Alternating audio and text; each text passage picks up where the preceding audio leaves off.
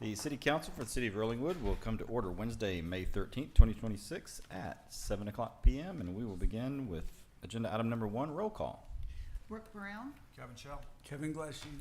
Phil McDuffie. Sarah Hudson. Gavin Masco being quorum present. We will move on to public comment on, before we do that, I will point out to you that you have new microphones, or some of you have new, someday all of you will have new microphones, but they have not all come in yet. These are a little bit longer, and they should serve better to fully record the meetings, because we've had some difficulty in people speaking into the mics and that sort of thing. So it was brought to my attention that they make longer microphones, and we could maybe fix some of the problem ourselves. So anyway, if you would, bear with us and please speak into the microphone, your new microphones. With that, we will move on to public comment. Anyone here wishing to make comments on items not on the agenda?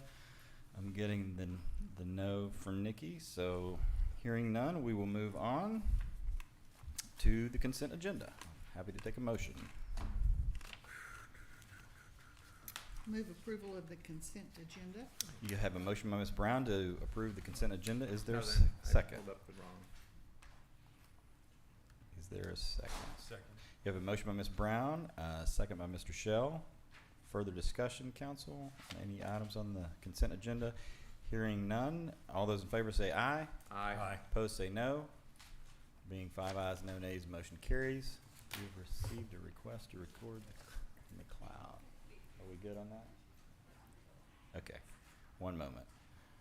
We have received a request to record to the cloud, and we will, I don't know what we're going to do. What are we going to do, Lindsay?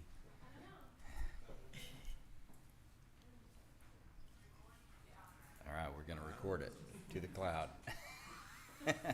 What could go wrong? Well, yeah, I don't know. I thought we always did that, but apparently. Okay, with that, we will move on to the regular agenda. Agenda item number 6, discussion and possible action to approve the fiscal year 2026-2027 budget calendar. As you know, council, this is not necessarily in stone, but gives us a good idea of what our budget calendar will look like for this budget season. I think it's been updated. Do you want to make any comments, Alan, on anything new or changed? I think the only comment is basically the same as we had last year and the year before that. But at the very bottom of the proposed calendar, I highlighted the section that the proposed tax adoption date of September the 16th would need to change to August the 24th should the council choose to adopt a tax rate that exceeds the voter approval rate but is still less than the de minimis rate. I assumed that wouldn't be the case, so I put it in as September 16th as a placeholder. Yeah, and that's the same as it has always been, but a Yes. good notation there just to keep in mind in case that option is chosen. But there's a lot of road between here and there. So if you're good with this generalized calendar, I'm happy to take a motion on it. Move approval of the budget and tax rate calendar for fiscal year 2026 to 2027. You have a motion by Ms. Brown. Is there a second? Second, question. I gotcha. You have a motion by Ms. Brown and a second by Ms. Hudson. Recognize Ms. Hudson. So the August dates, that is not our normal city council meeting date, the second one. So we are moving that to the 4th. Sorry, which one on Wednesday, August the 5th, the special council meeting? No, the 25th.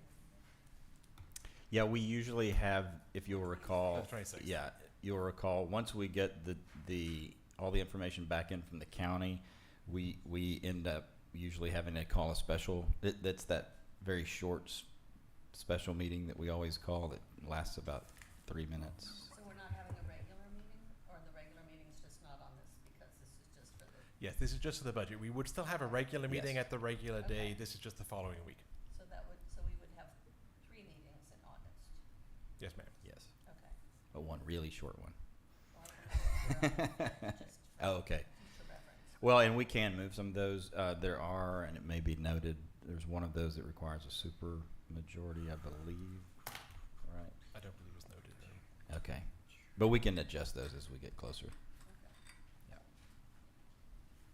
I haven't compared this to my calendar either, so we. So I would just ask if there's one or two aren't available for, email me. I'll make sure that we have a quorum for each of those dates. Yeah, If that's a not, great- Then we can adjust it. Yes. Speaking on behalf of myself, summer plans are still not finalized, so as your summer plans get finalized, just kind of keep this calendar in mind, and if you see a conflict, let us know, and we can kind of try to move things around.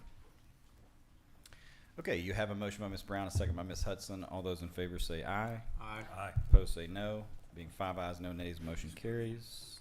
Thank you. This calendar, roughly this calendar. Thank you, council. Moving on to agenda item number 7, update regarding the Boy Scout Troop Service Project to clean up the wilderness area in the northeast corner of the Upper Park. I believe this is Mr. Shell's agenda item. Recognize Mr. Shell. Okay, so this is the fun part of the job, but I'm a nervous speaker, so I want to get this right, so I wrote it down. So I'm going to read since I'm not warmed up yet. So bear with me. Back in December, a longtime member of our community, Steve Marcy, approached the city with a Boy Scout project to clear all the debris and dead wood from the northeast corner of the park. On a long Sunday morning last month, Troop 31, 25, 72, and 550 pulled up a roll-off dumpster's worth of debris to the parking lot from that area north of the WAC. That's a lot.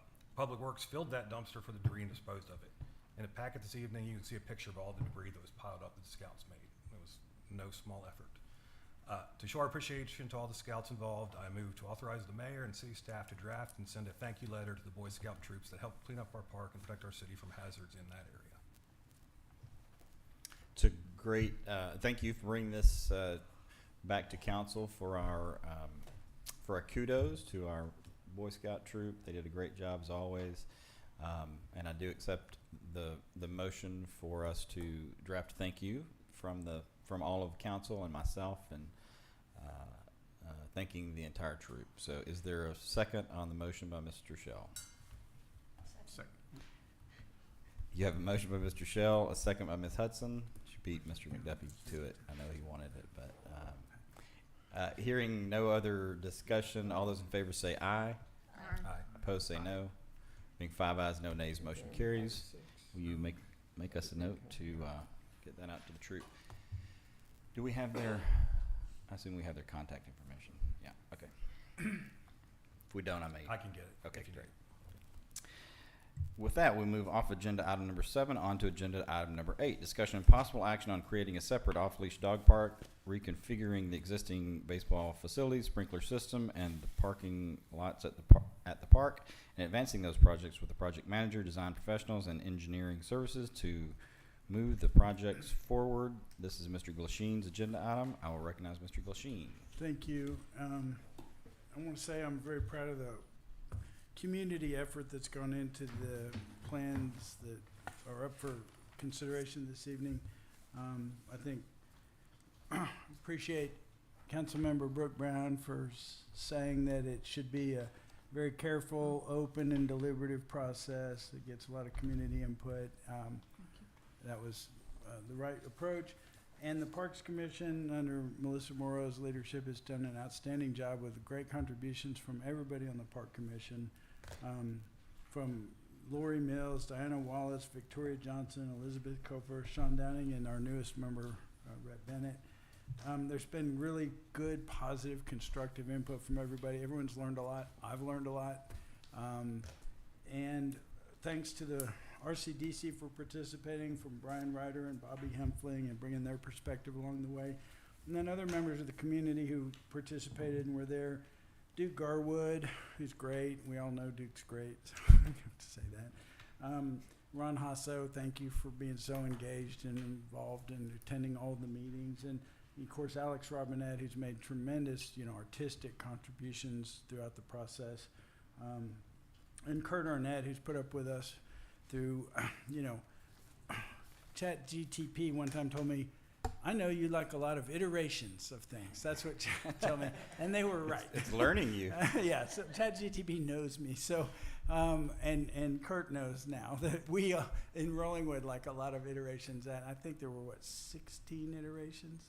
So he's going to tell us about those tonight. But before I forget too, I've promised him that we're gonna pay him for his time, even though I had no authority to do that, so it's coming out of my pocket unless we get it on the agenda next month to pay him, and if he'll submit an updated bill, we'd appreciate it so we could authorize it and pay it. Because his efforts have just been extremely generous with his time. And he's very talented and, you know, I'm a skeptical person, but I'm a believer in Kurt Arnett is a very talented landscape architect. I think it would be best, since this is really the heavy lifting's all been done by the Parks Commission, to let Melissa Morrow tell us, you know, where we are and how we got here. And I think, you know, Kurt's presentation he gave us the other day was outstanding about, you know, a good way to get a good overview of going through how did we get here, go through the 16 iterations essentially, which is a little time consuming, but I'll have to say that there has been a lot of input from the community, a lot of ideas, a lot of discussion, and I will say fairly that every idea that's been proposed has been carefully considered, debated, discussed, studied, and is how we've gotten to where we are. So with that, I'd like to invite Melissa Morrow to. Happy to do that. Happy to recognize Ms. Morrow. Hi, Melissa Morrow, 2502 Timberline Drive and Parks Commission Chair. I definitely also want to thank the Parks Commission for their patience and diligence and really respectful deliberation throughout the process. I really appreciated both Kevin and Kevin coming to many of our parks meeting and help give some feedback. Also, Bobby and Brian from RCDC to help us know that it was something that they were interested in. We also I went to a few RCDC meetings to kind of update them along the way. I know we have slightly different people in RCDC than we did when we started. In fact, I was just looking at my original, I don't know if y'all remember, but we are gonna be breaking ground this week. So that was my super aggressive if everything went totally smoothly. Which we all know that's even in your best case scenario, things take a long time, especially if we make sure we're being transparent, include the public, and then do the things that are right by our ordinances and TCEQ and everything else. So with that said, I hope that you all will be patient and let Kurt walk us through all of the iterations that we basically went through. What I found in the 2 meetings that we did it in was that when we did that, it answered so many questions that we literally had no questions at the end of those presentations, because it really showed how we listened to things, you know, that were sent to us through emails and people who came and spoke publicly, and then how we incorporated those into the design considerations. So with that being said, I know Kurt loves to speak in public. He says he doesn't, but through this last 9 months, he's gotten really good at it. And so he'll kind of walk us through and you see all those little dots? We're gonna visit every single one of those. All right.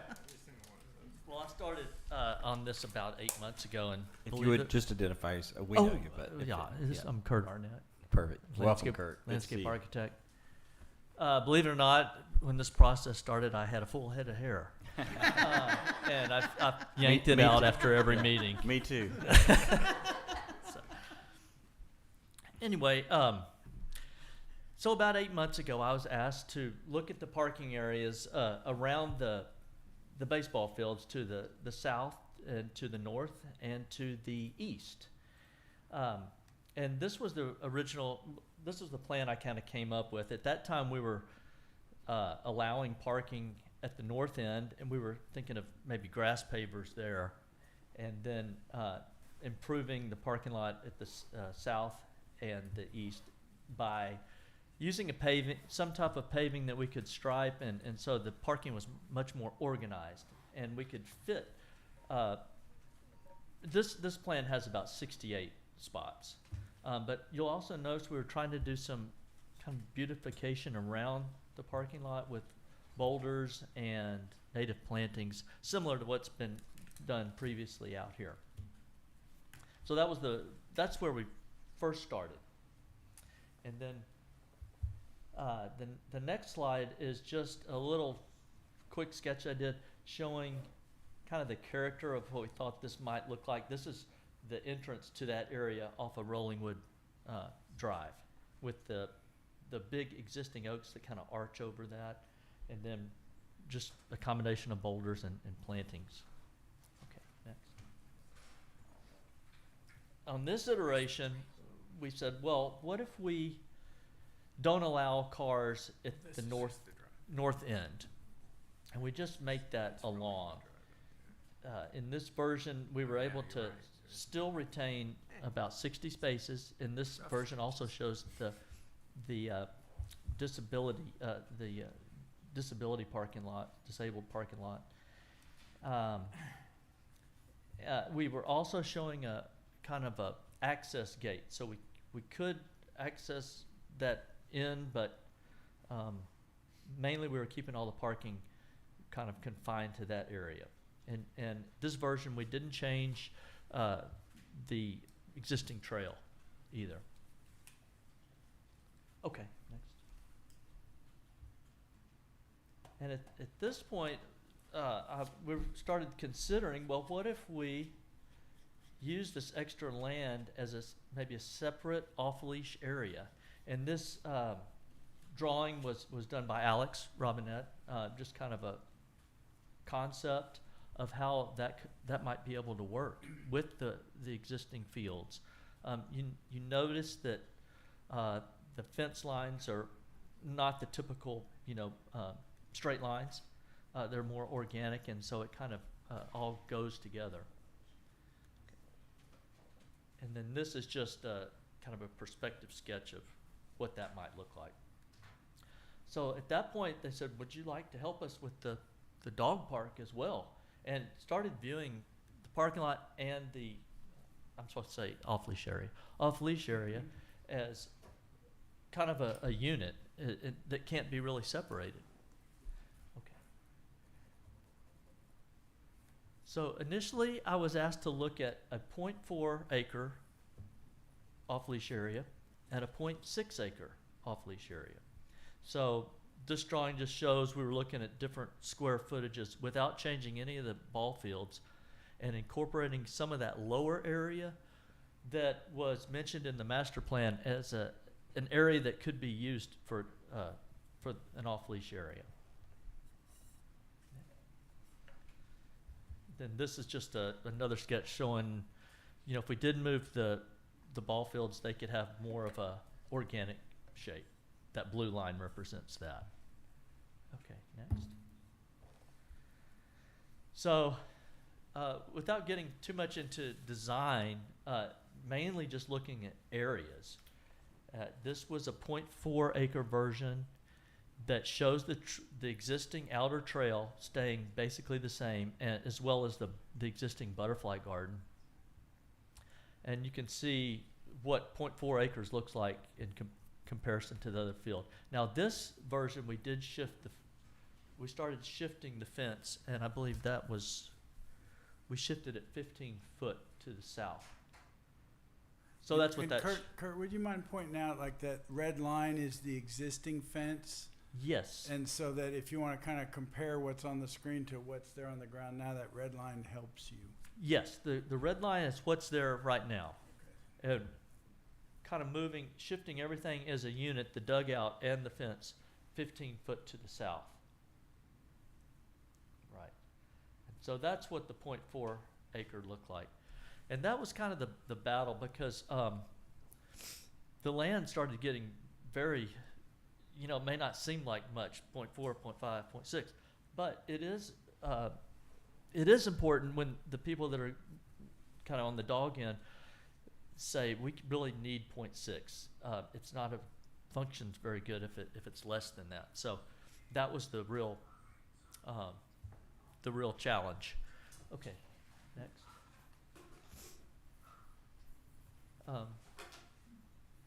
This one shows a 0.6. In order to get that much land, we had to push the outer trail out to the edge of where it kind of starts to drop off. And you can also see that we've taken a little more out of the field areas. I think this version, we shifted it 30 feet to the south. So that's kind of what that looks like. Okay, next, please. And so we had a 0.4, 0.6. We said, well, let's go in the middle. Let's see what 0.5 looks like. So this version shows 0.5 with the trail pushed out to the edge. We're also kind of indicating that that green circle is where the entrance to the off-leash area might be. And in this version, we only had one entrance. You'll also notice that we started putting in some trees to provide shade for the people in the off-leash area.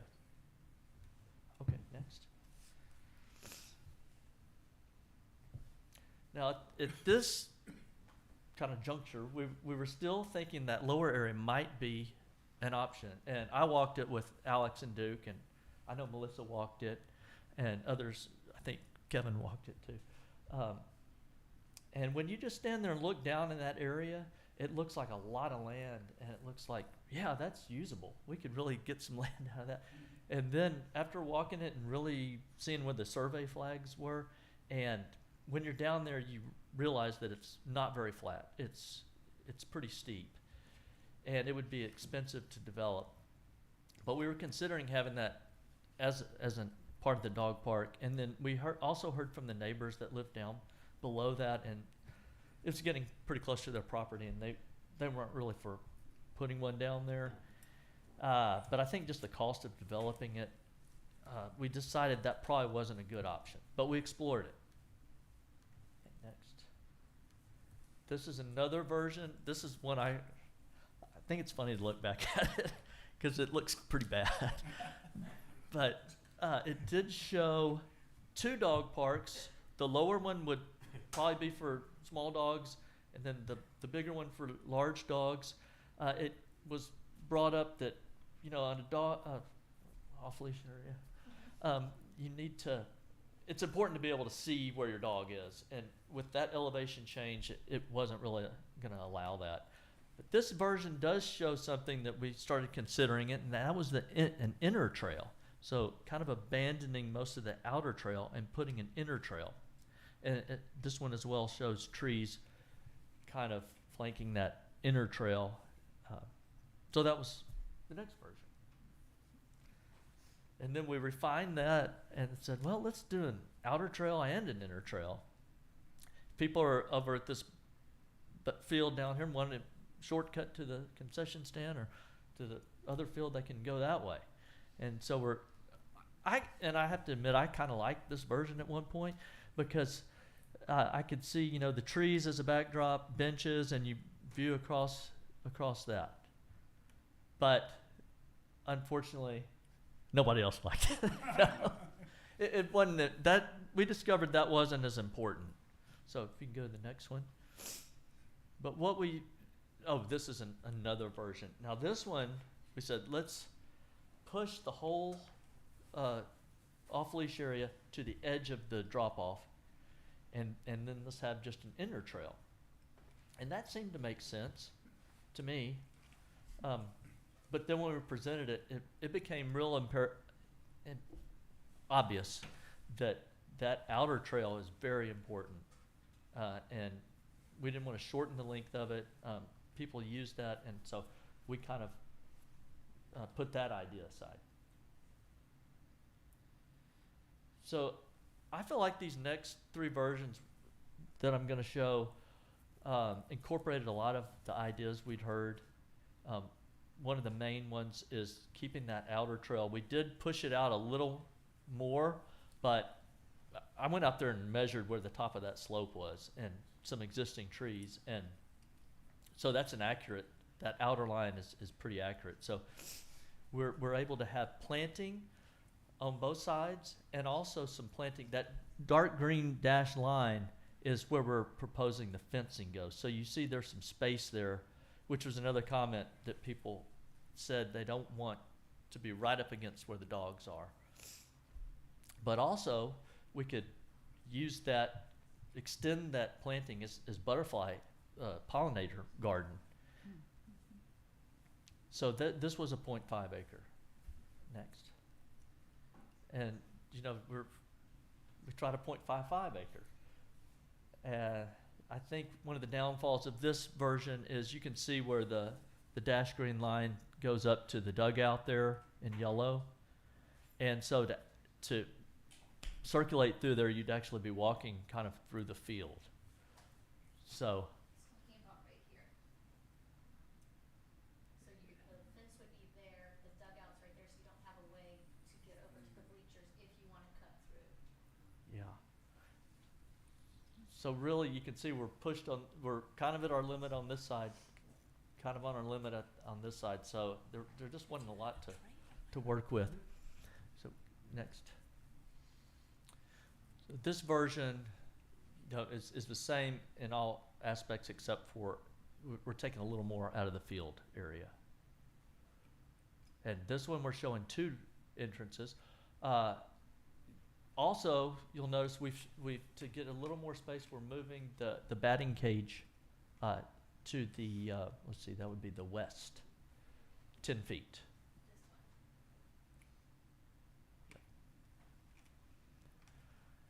And so I think we're now to the final version that we have so far. This is the pièce de résistance. I feel really good about this version. We made some kind of subtle tweaks. The curve, I think the curve is nice on that left-hand side, and then the way it ties into the parking lot, it's kind of squared off there. It has 2 entrances, and I'm showing the double-gated entrances.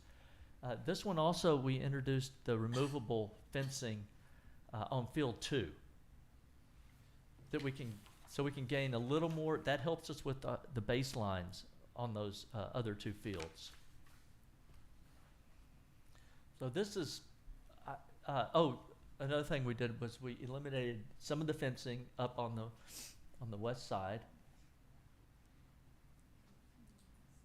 It's kind of between the 2 batting cages. We took that fencing out, and So you just have the backstop fencing. Oh, and you have. we have that right now, but it's a little more stops open. there. Mm-hmm. So it leaves those openings. And it's a little more open down there at the on the east side. For those watching at home, this is the PDF number 16, I believe, so that you can. Yes. So those of you at home can pull that up from the agenda packet. Just skipped it. Okay. So there's no fencing along the north end of the parking lot into the fields? He's gonna show you 3 and some 4. ideas. Well, this shows no fencing there on the drawing. Where is that? I need the north end of the east fence, or the east fence line. There's blue line, but it doesn't go Oh, all the way to that's the a end. that's a fence. Yes, there's a gap there. At the end, Fence that goes from here to here. just beyond He's gonna first show you base. some ideas of what it might look like. So, but it's true, it's not closed like it is now, because people will be able to walk through here and here. But this will be a more natural looking fence, not just, Chain link. Chain link, it won't be chain link. I think that's in some of yours. Mm-hmm. Also, in this version, we don't have that interior path, but you know, if people decide to walk that way and it becomes a path, it's just not a defined path. Okay, next. So then I started looking at more what I call design type drawings, what things might actually look like. And this is just showing an idea of a double gated entrance that would probably need to be concrete, just because of, so it doesn't get real muddy in that area. And it also shows fencing and boulders and how those can be used with plantings and trees. So it gives it a lot more of a, you know, the other drawings don't really show what the character would be like.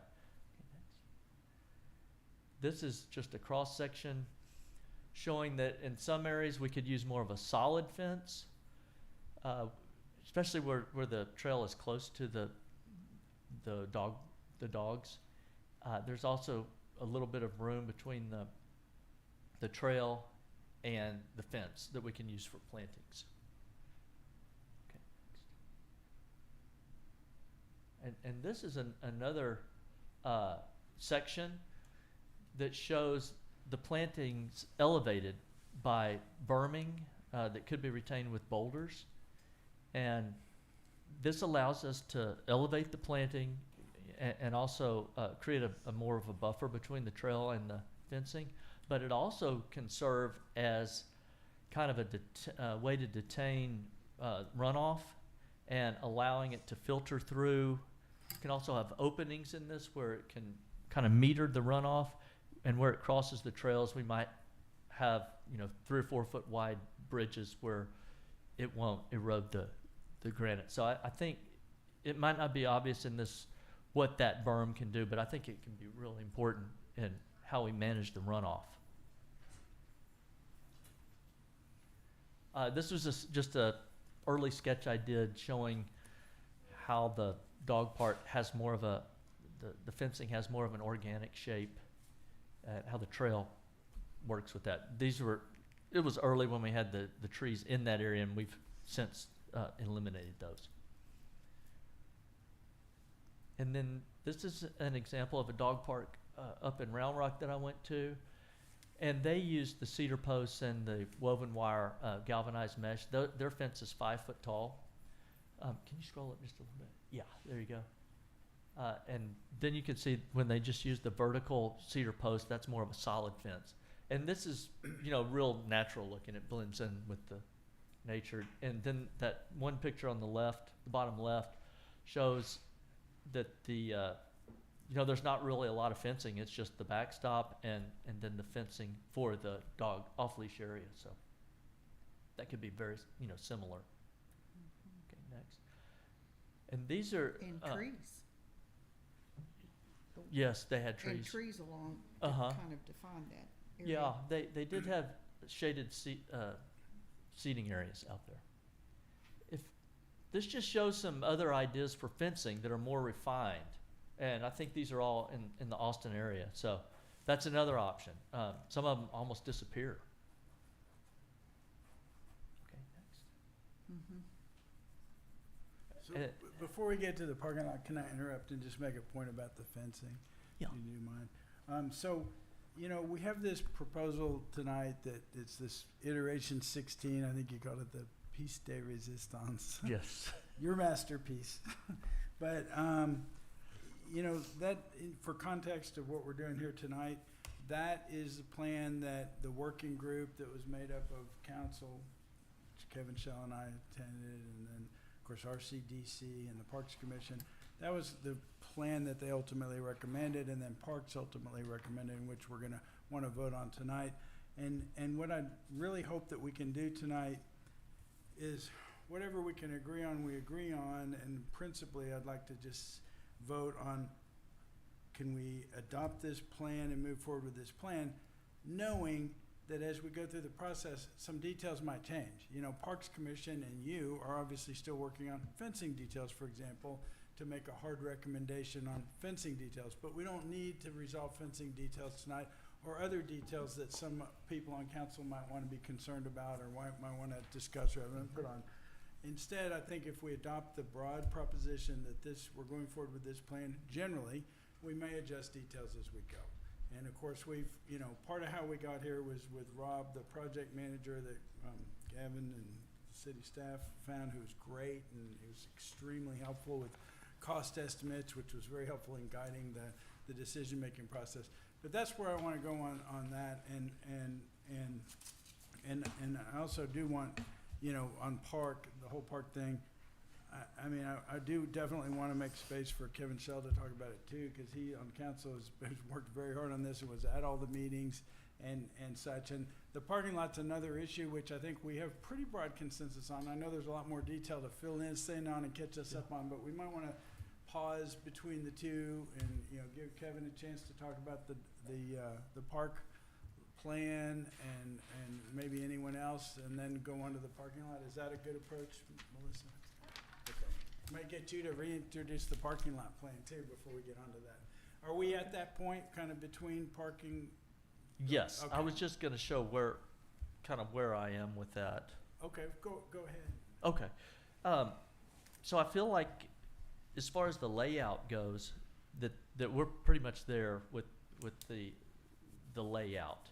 And I think we're still talking about materials to use. Some of the, are we going to recommend materials at this point? Yeah, I think Parks did. Parks yeah. already did. Yeah. Okay. Well, then we're kind of recommending concrete for the parking lot. And we probably are going to do something a little different in the critical root zones of those actually 4 big trees, just to make sure that it doesn't damage those. But otherwise, the concrete's a great material, and some of these grades aren't, we don't have a lot of slope, and so we can get, minimal slope on concrete. So, And You I'm want- sure everyone's gonna wanna hear kind of the iterations of how we got to concrete too, which is a whole Yeah. other Well, that's- subject. Do you want me to do that now or later? Whatever you want, I know Kevin needs to have a chance, cause he's been there the whole way and has carried a lot of the weight on this as far as, what we've done and had a lot of input, and then I know everyone's got a lot to say about how we got to concrete. yeah. I don't know that I need to talk, but I will. Just Kevin said a lot of what I wanted to say, which is I think people need to realize that this is an iterative process. There's a lot of details. I spent a fair amount of time today talking with folks that had very specific questions, and I try to point out, like, when you put in your building permit for a house, you don't necessarily design all the tile and the countertops and all of that stuff. You figure it out as you go. Things kind of change.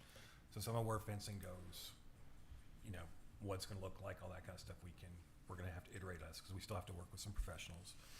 We still, we want to take, people have brought up, what does a Little League think? And, they may or may not have opinions about this stuff. I mean, I've been passionate about, like, if we do anything, that we need to make sure that the people that use it can still use it in the ways that they do. For example, one of the last iterations took into consideration seating for people watching the Little League games, because they were getting kind of short shrift in some of the designs, because we just hadn't thought about it. We hadn't talked through how Little League uses fields for practice. So we did look at that, talk through it, and make sure we could accommodate that. So there's going to be stuff like that that's going to come up. I think we've covered a lot of the big issues to prove that 0.4, 0.6, 0.55, pick whatever in between, they all kind of round off to, it's feasible if we decide we want to do it. And I think we did a lot of good work with this, but, including the parking lot, there's stuff in there that a number of spaces, we can make some changes to use compact parking versus regular size parking. We can move where the handicap spaces may go, because those are some just tweaks that we're going to have to make. And I don't think we ought to get too hung up on those details tonight. I think we just need to, is it something we want to proceed with? I'll say this on the parking lot, 'cause this was a big thing for me. And just, we talked about drainage earlier. Drainage was a big consideration. Obviously, that's my thing, to make sure whatever we do, we're not causing problems downhill. Thanks to staff, we did get feedback on all the different types of material we might use for the parking lot from our engineers. It was super helpful. They confirmed what I believe to be true, which was what we have up there now is a parking lot. It is all compact, all compressed. It's extremely dense on the north side and on the east side of the parking lot. So any version of this plan removes a bunch of impervious cover from there, which is really helpful for the downhill neighbors and people that do it. And this is different than the last time we did parking lots, because the last time we did parking lots, we put parking lots where it was a park. We're replacing a parking lot with a parking lot, and we're removing parking lots. And we've got the engineers to say that that's true, and they talk about the other, I don't want to spoil the surprise here, but they've talked about the other materials, gave us pros and cons about that. So if you haven't already looked at that, I'd encourage people to read that a little closer, because that was a big piece of the puzzle to me, is what's going to happen if we do some of these, especially these harder materials. I was really hoping to listen to more people tonight, so I'm really looking forward to listening to the council tonight. Yeah, we'll stop talking. One thing I didn't point out was that we're reducing the impervious cover by 3,000 square feet. So it's a 12% difference by taking out that parking lot in the north. And also that where we're taking out is above the homes and in the critical area where we've had problems. So and they did voice those concerns. So that was always good to think about. Okay. I Okay. think I have one more slide. I know you're dying to see it. It just shows that I have put some time into planting design. So at some point we'll get to that, but just, that's an element, a part of this too. All right, Great. thank you. Thank you. And we will get you compensated for a lot of this too Yes. at some point. Again, I just want to say Kurt did an amazing job. Never complained, never got mad at anybody, never was short. He really helped all of us stay calm and constructive with one another, so I really appreciate it. I highly recommend him if you ever need a landscape architect. I hope that this helps him. And just to wrap up on this, the parking lot area, honestly, up until 2 weeks ago, I was gravel pave all the way, which was that grid type system that they have up at Q2, thinking, that's where we started. And in fact, as fate would have it, when I was literally walking Machu Picchu 3 weeks ago, that's what they have at Machu Picchu to keep people, they use a grass gravel pave. Wow. And it works really well. The thing that when we talk to Rob and we talk to Kurt and others is that gravel pave looks really good, but it does have a maintenance piece to it that is a little bit unknown, and concrete does not. Asphalt has a little more also maintenance. Concrete is the most expensive option, but it's the longest lasting. And this is our park. We're pretty sure we're going to keep our park the way that it is, and so I think that got all the rest of the park sort of around, you know what, it's still a parking lot. Even if we put gravel in this paved thing and try and make it look more park-like, in the end, it's a parking lot. It's gonna have cars on it. And so let's just build it with the best possible material that we all know and trust. And Rob, again, was very helpful in helping us kind of get to that very quickly. So that's why the Park Commission did recommend concrete for that material. And then just as a reminder, the areas that we've done recently, right behind the field house upstairs and around the playground, those are the design look and feel that we're going for, and totally matches up with Kurt and what we're talking about when we say the plantings, the boulders, the other things around it. So we're not trying to make the concrete anything other than what it is, and really put our money in beautifying the rest of it. Quick question, at the risk of a rabbit hole, because we were talking about irrigation systems at one Yep. point, and then do we need to work with Izzy and a different crew on irrigation for this, or is that included in that drawing? So his drawings don't include the irrigation plan, but we intend to we've talked to other irrigators, and basically we would design a system And that Rob would go can in. manage that. Yeah, I mean, yeah. that would I'm be not part of- worried. That's a Yeah. detail. That'd that- be not part of worried. his That's- scope. Yeah. Yeah. In the TBD bucket. Yeah, I'm not Yeah. worried about it. I just didn't know if Yeah. it was in that or not. Yeah. Okay. Yep. All Still of have it to would have get irrigation. it designed Yeah. and bid and such, so, but Rob's really good for that. Yeah. Yeah, and I'll add just that, because this surprised me, that it was unanimous on concrete from the Park Commission. Okay. I hesitate to say even they were excited about it, which I didn't see coming. But that was, it's a good Well, if you're answer. reducing The that, truth is, and if you're reducing it the was this impervious coverage. engineering report. yeah. The engineering report basically told us that we did not need to worry. I think in the beginning, we were trying to avoid anything TCEQ, anything that would impact other people's drainage, because we had all walked it so many times. And this report basically tells us that by reducing the overall impervious coverage, and because we already have impervious coverage there, that we're not making it any worse than how it is right now. Yeah. And it's curbed, and we can manage the Yep. flow coming off of it. Yeah. Okay.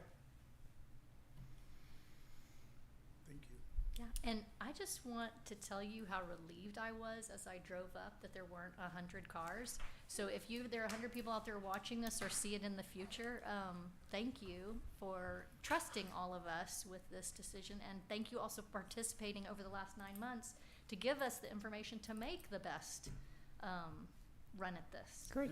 And I don't think they trusted us 8 months ago, but the process has been a very good process. And there's been a lot of input, a lot of questions. No a small lot of part because of debate. you. Saying thank you. Yeah, I mean, you've just done a beautiful job of being inclusive and open and letting everybody have their input and kind of telling us to shut up when we need to shut up and really have done a great job. And but I'm really proud of the entire community, because even when we've disagreed, there's been plenty of disagreement, and it's been an emotional issue for people on both sides of the issue, and yet people have listened to each other, they've learned things, they've changed their minds about things, and they've, most importantly, you know, discussed it respectfully, even when we disagree. So I'm real proud of the community, the effort that's gone into this. Yeah, I also just want to add one more thing about Kurt in this process. Kurt did actually get upset with us one day. And it was the most important time, because we were going around in circles. And Kurt finally, he very dramatically went to his notes, went way back to the beginning, and repeated what we told him we wanted to do. Yeah. And that got things, that really, I think, turned the corner for everybody. So, thanks, that helped a lot. How would, Mr. Glasheen, how would you want to proceed? I might suggest a motion to adopt PDF number 16 as the general design and layout to be funded as a park improvement project. I'm just spitballing. Yes, and I'll tell you that RCDC is interested in funding this in part or in whole. That's something, a decision they're gonna have to make at some point. But I would recommend, or my motion would be that we adopt this, we'll call it Plan 16, as our general guideline for moving forward for park improvements, as we've discussed with the parking lot layout, with concrete, with taking out the north parking lot and converting it to turf grass, with proceeding with the sprinkler system and the removable fence on Field 2 and the other relocations on here. You have a motion. And recognizing that as we go forward, and there are more specific details on some of the fencing, for example, that'll come from Parks Commission and back to us. But that's the motion, you're right. Okay. Will y'all be able to get all of that? Without the big As the motion. caveat, you can leave the caveat off. Okay. Where I called it a motion, it's gonna be the motion. The caveat speaks for itself. Just a second. Okay, we got it. Okay, you have a motion by Mr. Glasheen.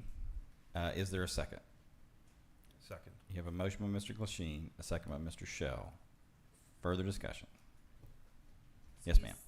I like the motion. I'm in favor of the motion. Here's my question. In the Lochner report, there are recommended steps, some pretty detailed recommended steps. Are we gonna follow those steps? I And tell then you, it comes, Well- and at what point in that process does it come back to council? That's my question. it's a fair question. I- Do you want to point out though, I have an idea how to settle that question. Okay. Talk to, do you have it in front of, I don't have Yes, I the- do. Do you want It's, to talk to us about those steps?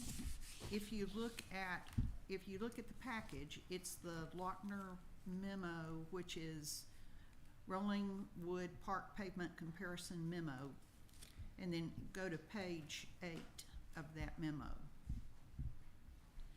And basically, it's the steps, it says confirm existing pavement, it's the steps they would go through to ensure that, the concrete option will pass muster with TCEQ and determine whether or not a detention pond will be required. Gotcha. And then it says Park Commission, once that information is available, they will do planning level cost estimates for all three pavement options, inclusive of drainage mitigation, water quality, under drain, and downstream discharge control costs. And then it would go back to Park Commission to pick a pavement option based on those costs. We don't know as yet whether the concrete will change significantly, depending on whether detention pond is required. So I'm assuming that we all say what we prefer is concrete. These steps will be followed in the next period of time. It will come back to Park and Council at that step. I think that's step 4 in the Lochner memo. And I think there the issue is it cost effective? You know, has there been a bust in some way? Not that we want to go back to,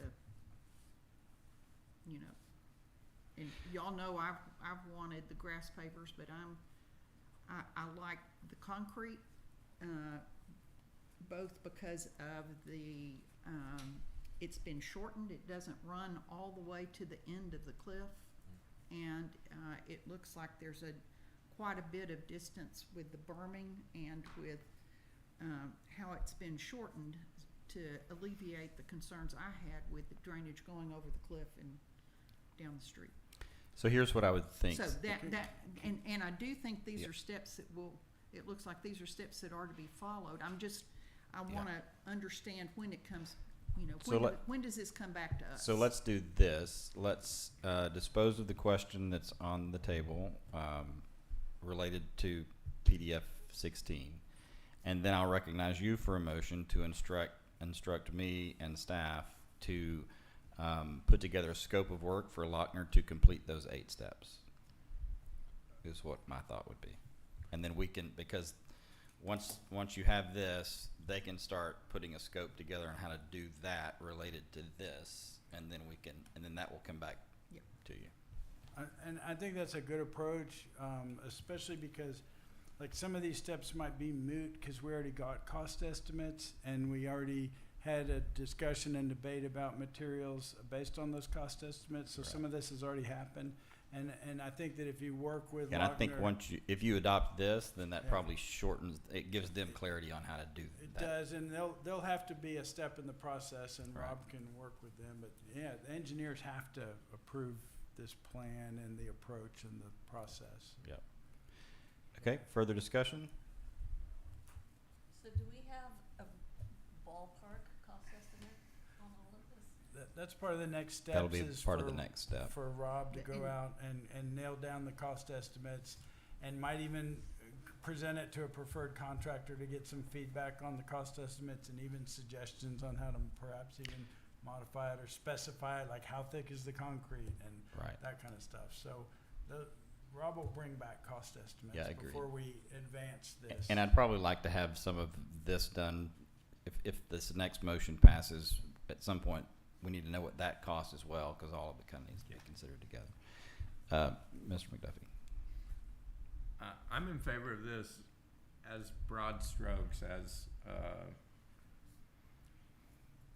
but as far as, the fencing materials and I've spoken with Mr. Gulshin, there's the breaks in the fencing over here and here, I'm continue to not be in favor of.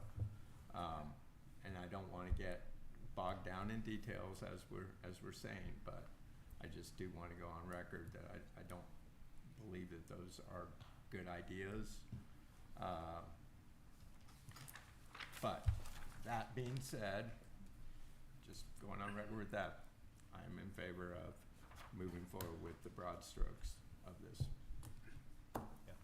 I'll add to you on the fencing part, on that detail. I think it's gonna get interesting. We're talking about balls flying into the parking lot.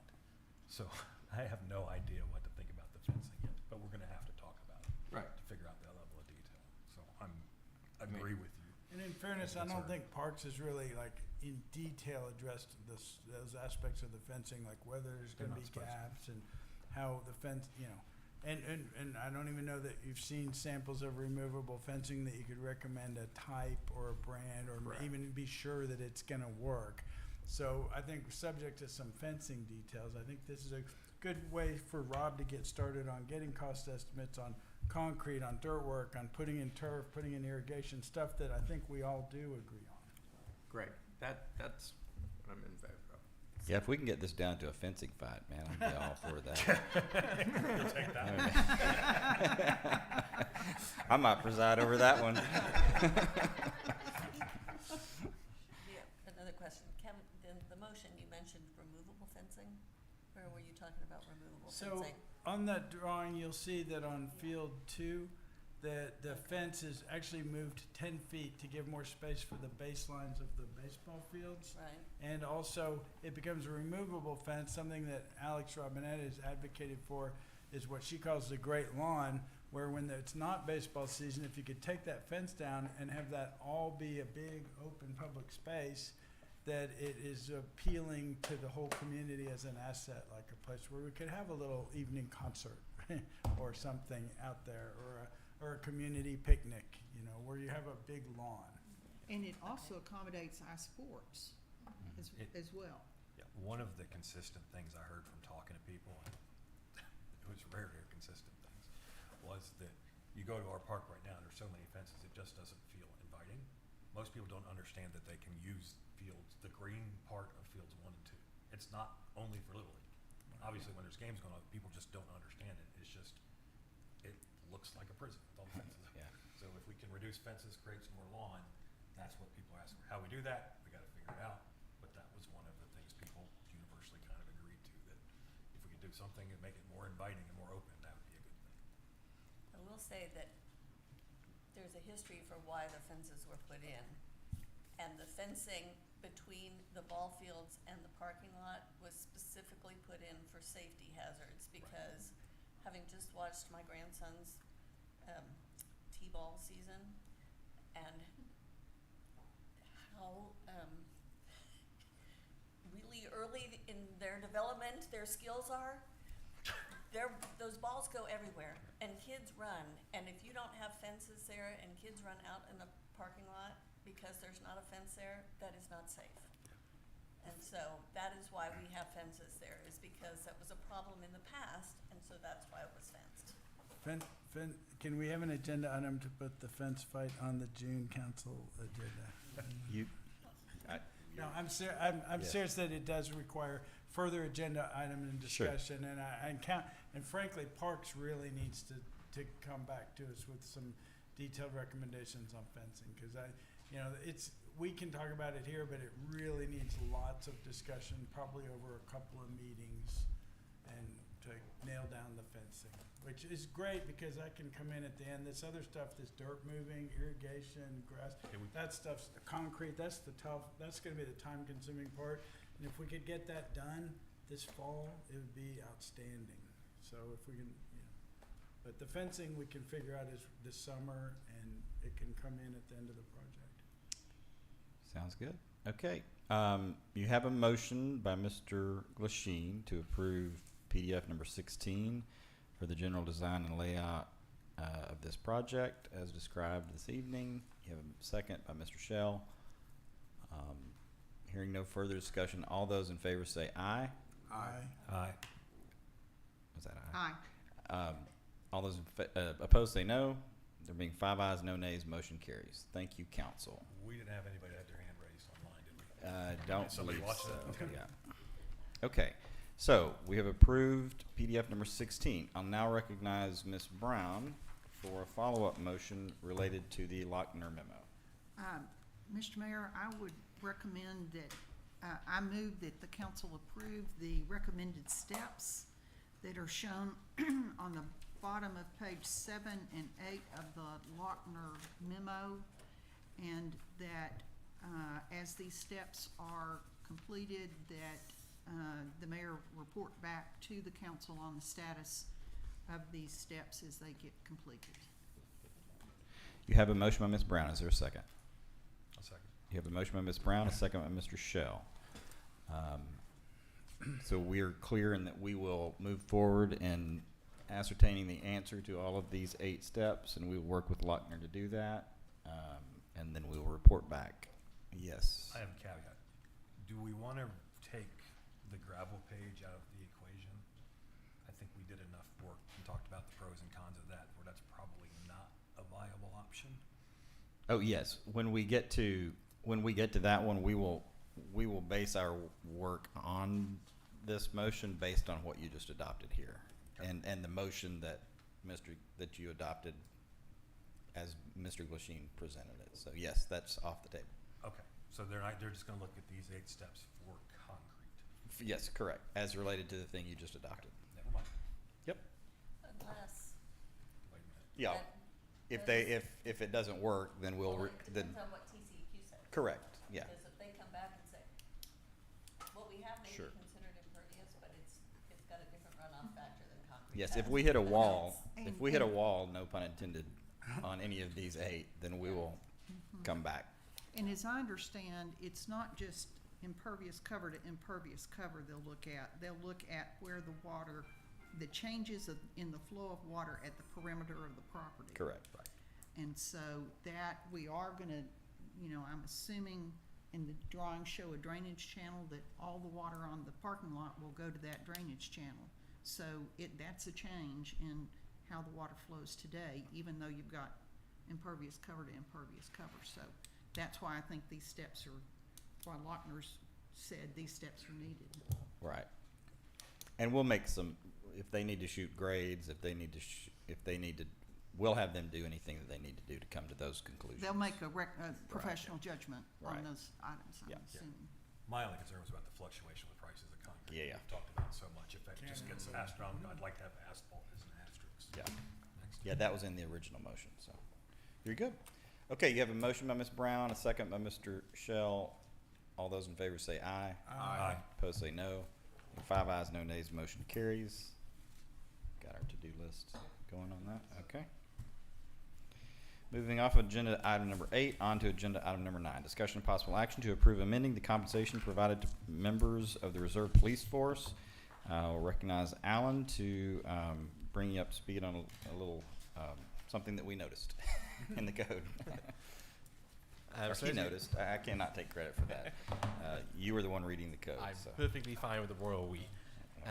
Yes, so as you may recall, in December of 2019, Council authorized the compensation of members of the Reserve Police Force. But there's a section of the code, section 14-23, that's in conflict with what Council directed staff to do back in 2019. The proposal here, the ordinance, corrects that to show that members of the Reserve Police Force will be allowed to serve with compensation. There are 3 changes that I've outlined there in the cover sheet that I propose. We're correcting a reference, the old reference to T-Col, or T-Close, to replace it with T-Col, and then we're amending subsection D of that section to remove the approval authorization for the use of the Reserve Police Force from the City Council to either the Mayor or myself to allow more dynamic response rather than having to wait even for an emergency meeting. There might be something where we need to call up the reserves. And then secondly, to ensure that the direction of Council from 2019 is followed, that members of the Reserve Police Force are limited to 20 hours or fewer per week. And then finally, and under subsection F, to authorize the Mayor to set the rate of pay for those reserve officers, provided that the rate of pay doesn't exceed the base rate of pay for a patrol officer. And that way we're not just creating an exceptional group of people who are getting paid $1 million an hour. We're making sure that they're getting paid fairly for their position relative to the paid full-time police officers.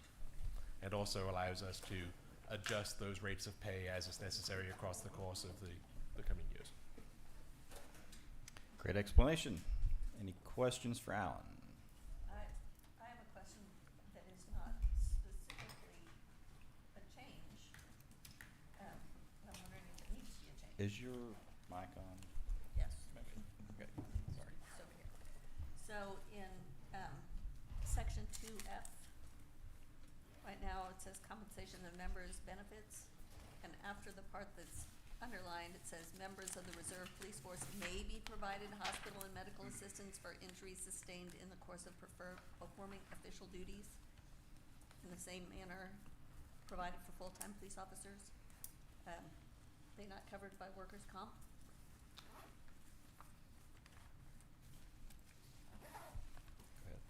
I believe so. I'll look to the attorney there. It would depend on the situation for what they were hurt and doing exactly. Going back and forth with it, I believe the intention of this was just to treat them the exact same as we would a police officer. So that way, if there's a missed coverage by workers' comp or something else, that we take care of, the city would take care of those officers who were hurt. Well, it doesn't say that we'll take care of them. It says we may take care of them. Because it's fact dependent on what happens for workers' comp and then the specific benefits for coverage for everything else. Not everything is covered just because you're injured or hurt while doing your job. Seems a little wishy-washy to me, and not very reassuring for the police officers. I'm an accident lawyer, if that helps. It does if you want to weigh in. I was in the bathroom, so I don't know what we're talking about. The reserve officers, Well, it's the wording that just says that members of the reserve police force may be provided hospital and medical assistance for injuries sustained in the course of performing official duties. Okay, well, that's totally covered by workers' comp. The only exclusion would be if they were intoxicated at the time of their injury. That's excluded from workers' comp coverage. And there's a presumption of intoxication even if they test positive for traces of something like cocaine, even though they may not be under the influence. But that's that. Yeah, I think the may is just to try to give us the option to, if something isn't, if we find that it's not covered under something, then we have the option to do it, which we obviously would. It wasn't meant to be. That would not give me a warm fuzzy if I was a police officer. And we are What happy to about look workers' into comp? it. Yeah. I mean, that's the deal. Workers' comp is the exclusive remedy for a work-related injury. I was just impressed that Alan picked up on the existing code that said that they would serve without compensation. So, From Oh, 2019. and why do we want to change that? yeah. Well, because we do pay them. That's the problem. So. Okay. Okay, but we will look into it and see if that's the correct answer. Okay, happy to take a motion. I would move approval of the proposed amendment to provide compensation to members of the Reserve Police Force as described in the memo. You have a motion by Ms. Brown. Is there a second? second. You have a motion by Ms. Brown, a second by Mr. Duffy, and just for the record, we will follow the language as written in the draft ordinance. In the draft, yes. Yes. Okay. Any other discussion? Hearing none. All those in favor say aye. Aye. Opposed say no. Being 5 ayes, no nays, motion carries. Thank you, council. We will move off agenda item number 9. Move on to agenda item number 10. Discussion and possible action on development of an oak wilt prevention, mitigation, and remediation program. This is Mr. Shell's agenda item. And I will recognize Mr. Shell. Okay. Now- So this is, And do you want to, before you get going, are we doing your presentation? you want to show that picture? Well, I don't care. Do you? Let's, You want to just I go? don't think we Okay. need, Go for it. let me just get rolling. Got it. So I'm bringing up oak wilt again because we talked. I think this. I'm not going to go into details about what oak wilt is because I believe everybody on this dais was talked about this a couple years ago, and also we did an oak wilt town hall to educate people. I think everybody, but maybe Kevin, went to that and participated, so you kind of know what it is. You know, we have a long history in Rollingwood.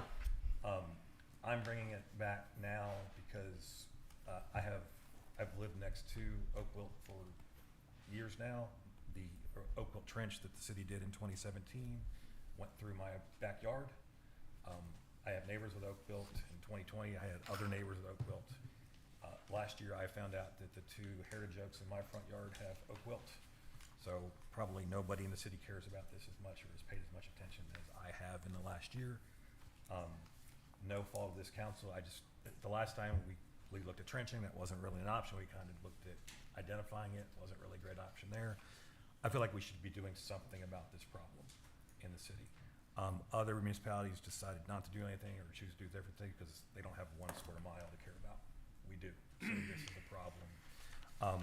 Besides my property, in 2020, in your packet, the Forest Service gave us a map which showed roughly projections of where the oak wilt spread could go to within the city. And my property is in that map, which it did appear in their, in their 2-year projection, that was roughly. Then they have a 3-year projection, which they were off by a year. In the last month, we found 2 additional properties in that yellow area that are on the outside of the original trench zone, on the other side of the streets, being Nixon and Hatley, which there are trees that are dead and or infected that have been treated, which is exactly where the Forest Service said it would, if it was gonna go, that's where it would likely go in the time frame. So I consider this just kind of a, an urgent matter is not going away, so we should do something about it. And so what I did was, again, this is on my property, you can, I don't necessarily, this stuff doesn't have to apply to me if people get upset about that, but I do think it's a community thing we should care about. And I think us as a city doing something about it will make a difference for neighbors to care about it, pay attention, and take this a little bit more seriously than they do.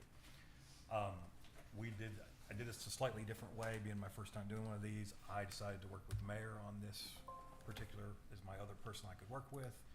I went with him and staff. I put together a big presentation on a bunch of details and facts of how we got here and about the disease, and trying to educate people that weren't familiar with it, could read. The mayor had a great idea of like, hey, let's put this in the format of a ordinance, because that would look like, and then the ordinance is scary and we don't want to talk about the ordinance. I'm not asking you tonight to approve an ordinance, but I wanted you to see what it could be.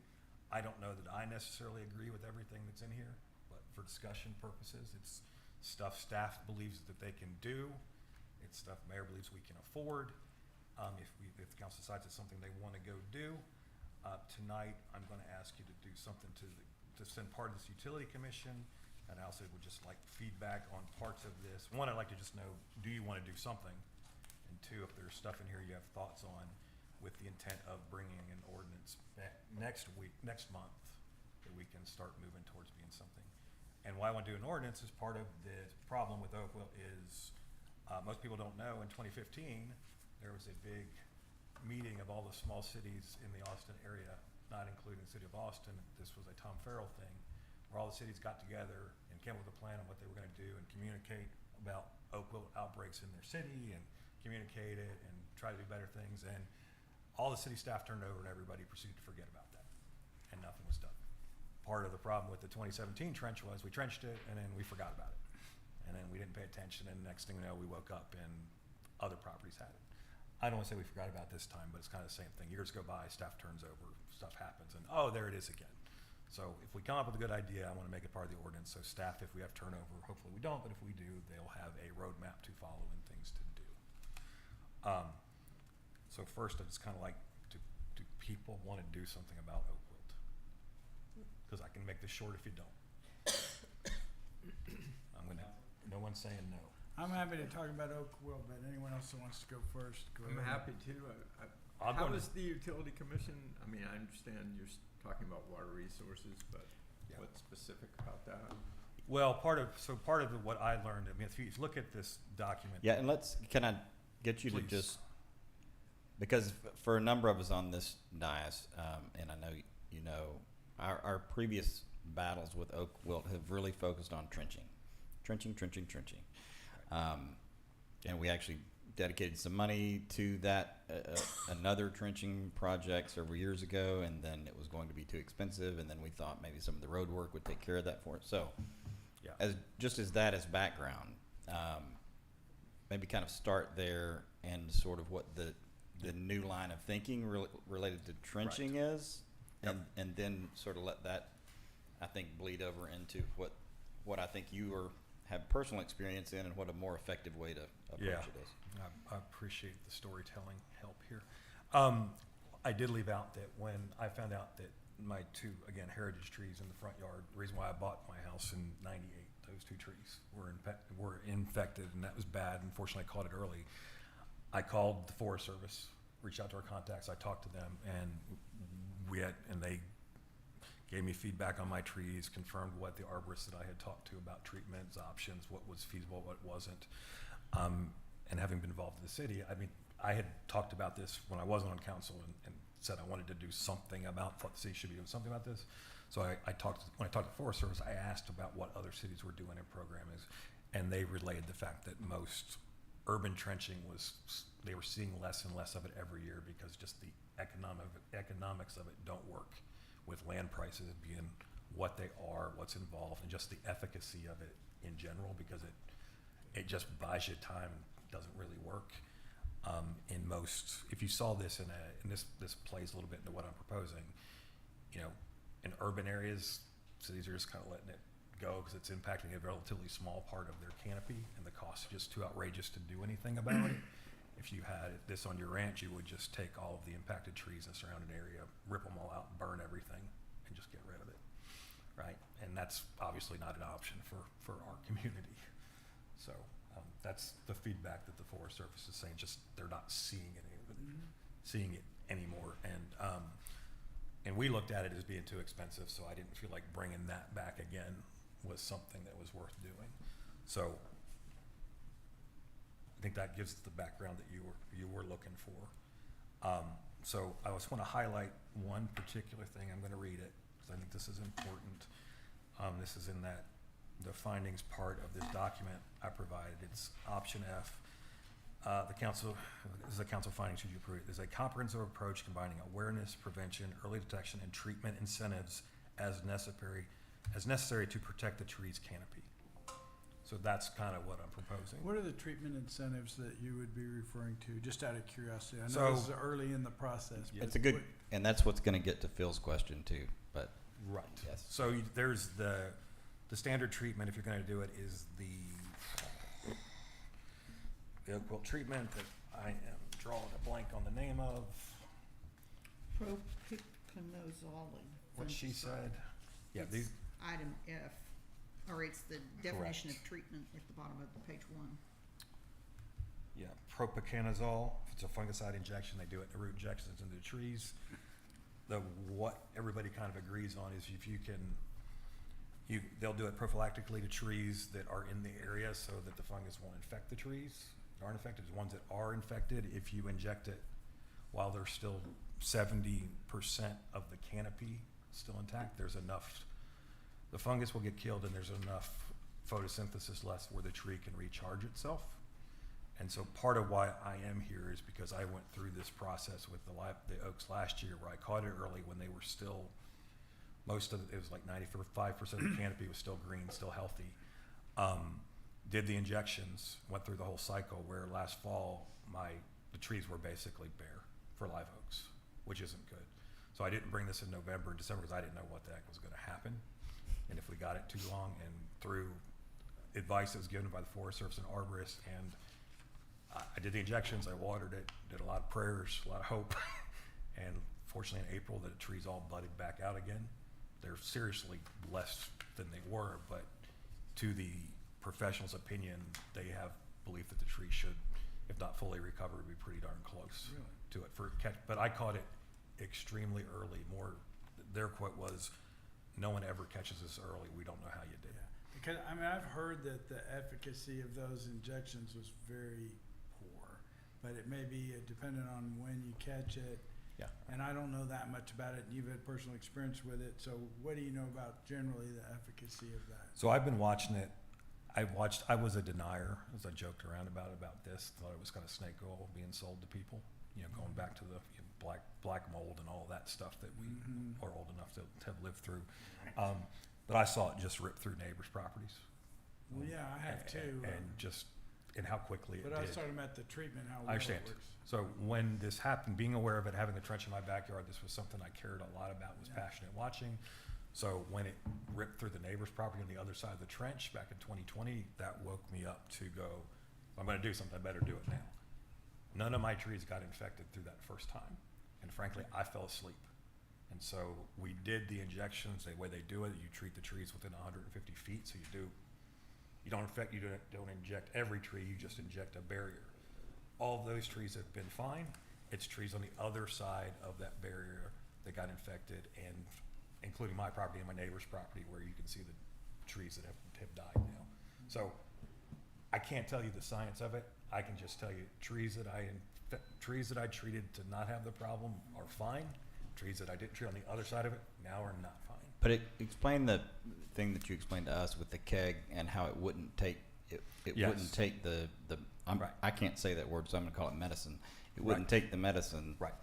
So Um, on my property, I noticed all the trees that didn't have it, I was treating just to try to avoid it. They inject all the roots, they plug it up, they put a keg full of treatment. By the time they're done working, all the kegs are empty. The tree sucked up however many gallons that is within a couple hours. The infected trees in the front yard took about 2 weeks for them to start drinking. Oh, really? So I'm not a scientist, but what my observation and what I was told was happening was the tree this is a vascular problem. The tree shuts down, won't take up water, so it just won't take up the injection. But it got better, it Eventually it took it. opened up and eventually took it up, and then when it's, and I was watching every day again, just praying, because these are kind of the reason why I'm here. And then you could hear it, and within one day, the kegs were empty. It took it up.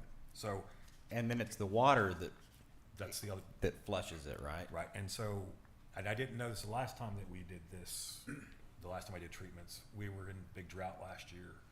Everything was bone dry when we were doing it. Before I did the injections, everybody said, hey, water your yard as much as you can. Get those trees as wet as you can, because the trees need to be in the mode of absorbing water, sucking up the water, do it. So the ones that are healthy, you want them drinking, they want, so they'll take the medicine. The sick one, it's a vascular problem, so any water they'll get, make sure it has water. So that was the difference in this. So I was just using as much water as I could, which I learned a lot about our tiered pricing and how expensive our water And can therein be. lies the incentive. Yes, and I So also, basically, they're asking utility commission to keep it at Would you the be good? base tier, but you know, we're still billing for the number of gallons just at the lowest tier that we can. Just keep it reasonable at cost. And it would just, For an and we would affected just do yard. it for those yards, Right. right? Is that something that Or Veronica? some version of that, Right. but yes, that's, Is yeah, that that- something that Veronica is able Yes, to do? we could do amend that. And all that kind of thing? yes. So that's where we're That at. was the Yeah, thing okay, that, got it.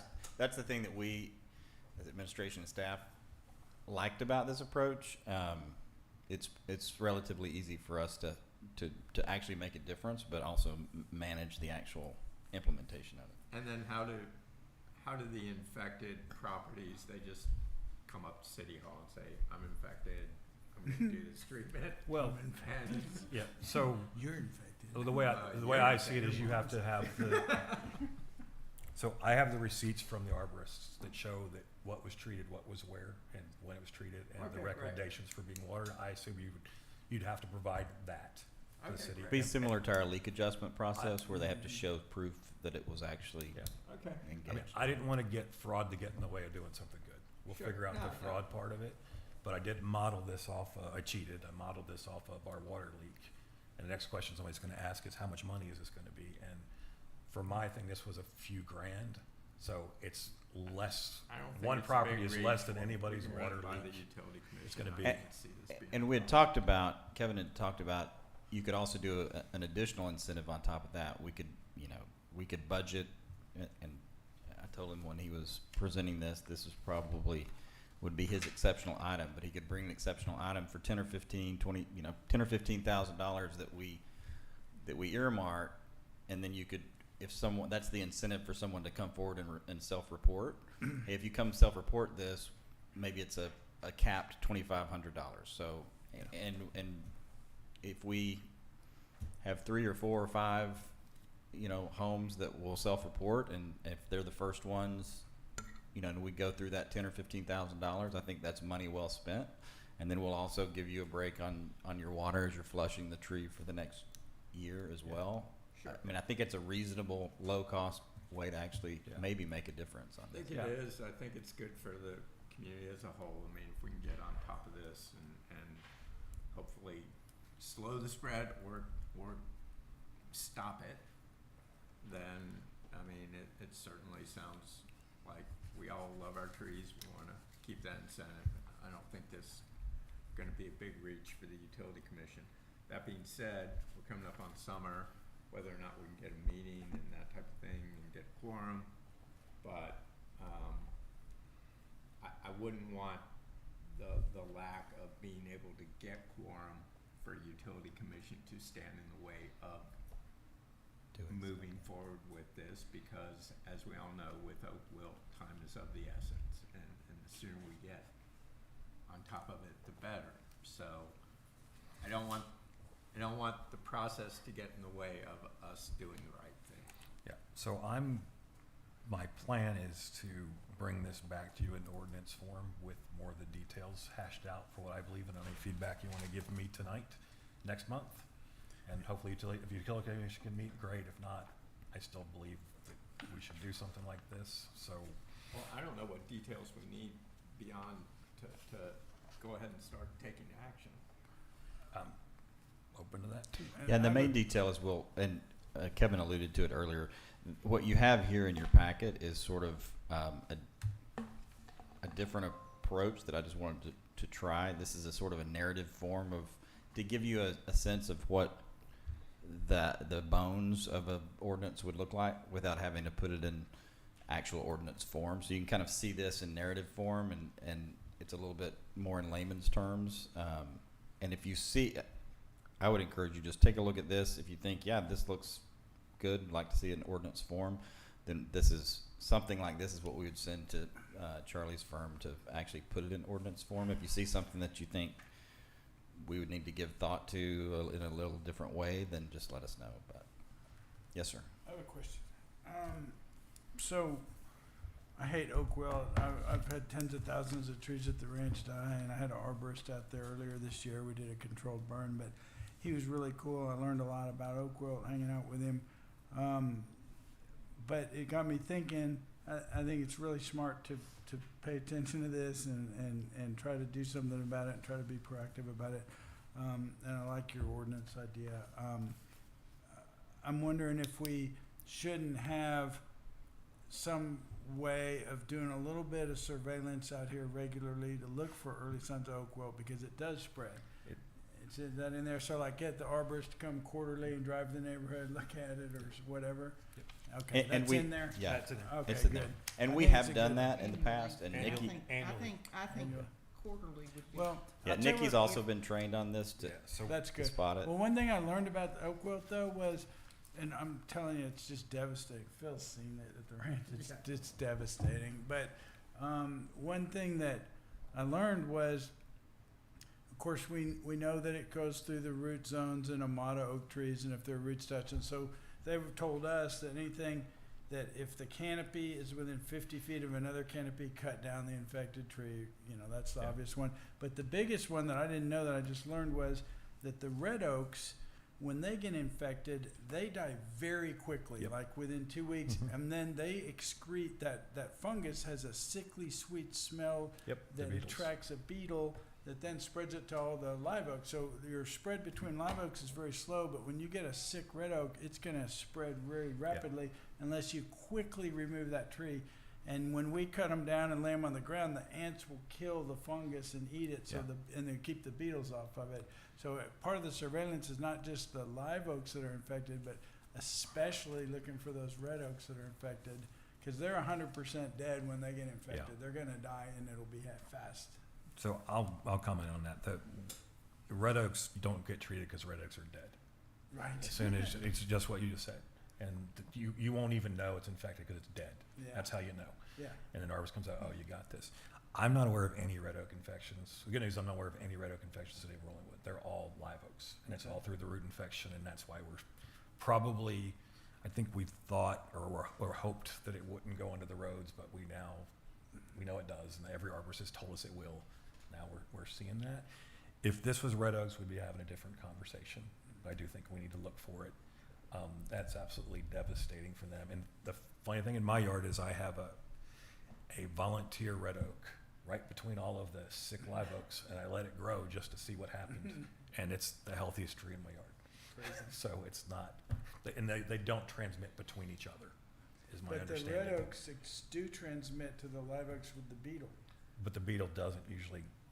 What I've been told is that the beetle usually doesn't go to the live oaks. It's the root transmission that spreads it there. Okay.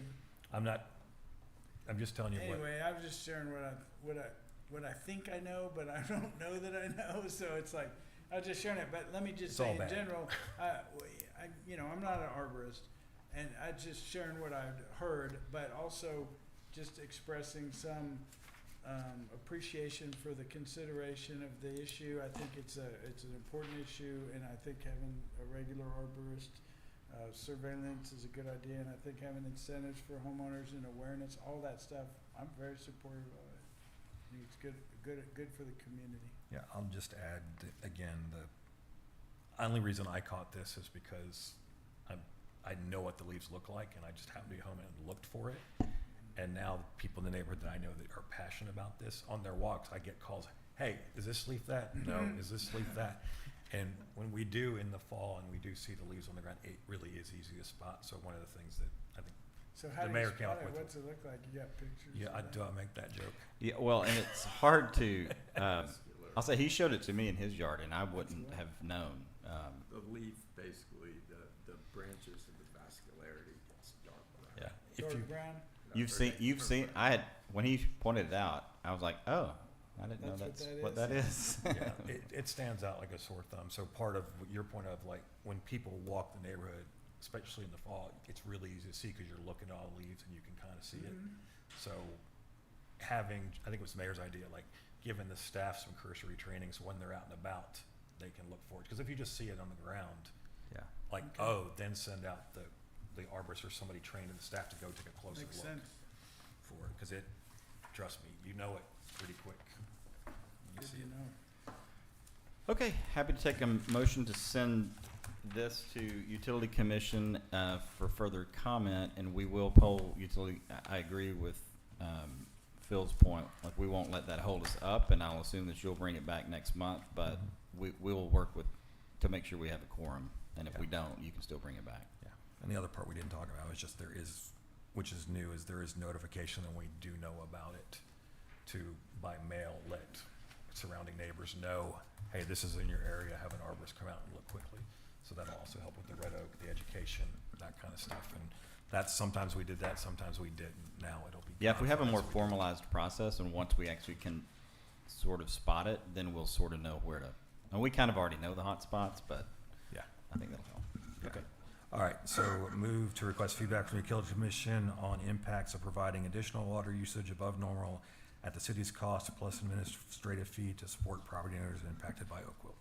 You have a motion by Mr. Shell. Is there a second? Second. You have a motion by Mr. Shell, a second by Mr. McDuffie. Further discussion? Hearing none. All those in favor say aye. Aye. Opposed say no. Being 5 ayes, no nays, motion carries. Thank you, council. With that, we will move on to agenda item number 11, discussion, update, and possible action on installation of valley gutter at the intersection of Vale Street and Bettis Boulevard and other water diversion structures. This is Phil's agenda item. I'll recognize Phil. I think we have an update, but I'll let Phil be recognized first. Thank you, Mayor. Yeah, I just, given the, I think we all saw videos of our last rain event, and I just want us to consider moving forward with doing something to help prevent further damage to some of our neighbors as a result of that. I think we have a lot of information. We kind of have a sense, or at least I have a sense of what needs to be done. And so I want us to discuss moving forward with potentially doing that. Okay.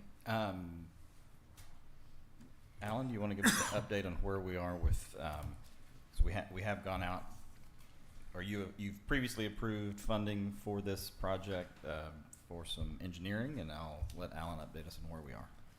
Yes, that's correct. So as you recall, we initially had Lochner give us those two different options. One was the kind of the valley gutter option. One was the more full reconstruction of the intersection. Council discussed it and said they'd like a second opinion, directed me to go and seek that, and then was it 1 or 2 meetings ago approved funding for that. So WSB has been out and about. They've taken the information we had from that very detailed survey we had in the area, conducted an additional survey of the property there at 305 Vale Street, so they got a little bit extra information there. They're currently on track for next week on Friday, on May the 22nd, to have an initial draft of their proposal to us on a staff level to see if they've missed anything. Possibly a week or two of trying to refine what those options are there, with the intention then of bringing it back to council in the June meeting so that council can take action as it sees fit. But we're on track for a proper proposal to you, ready for the regular meeting on June the 17th. Okay, and I'm ADD, so I kind of miss, do we know what they're gonna, what proposal they're gonna recommend, or? I do not at the moment. Okay.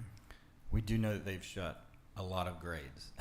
Yes, Okay. because we There's more data than we have ever had or known about. So. Okay. no, they've played their cards close to the chest at the moment. They really, it's a very in-depth study, like they're doing the H&H and a lot of those things. I know that some of the neighbors there wanted, so it's a really, it's very thorough, but they haven't yet told me what their proposal Okay. will be.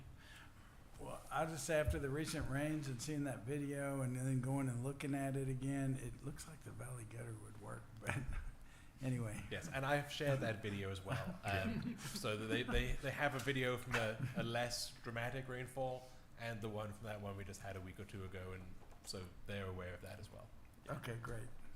We had a very similar situation over by Kevin's house on Hatley at Nixon, where he put in a valley gutter a number of years ago, but it was not well installed, and so it didn't.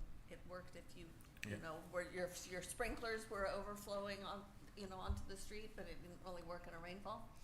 But that has since been repaired in our recent Oh, no.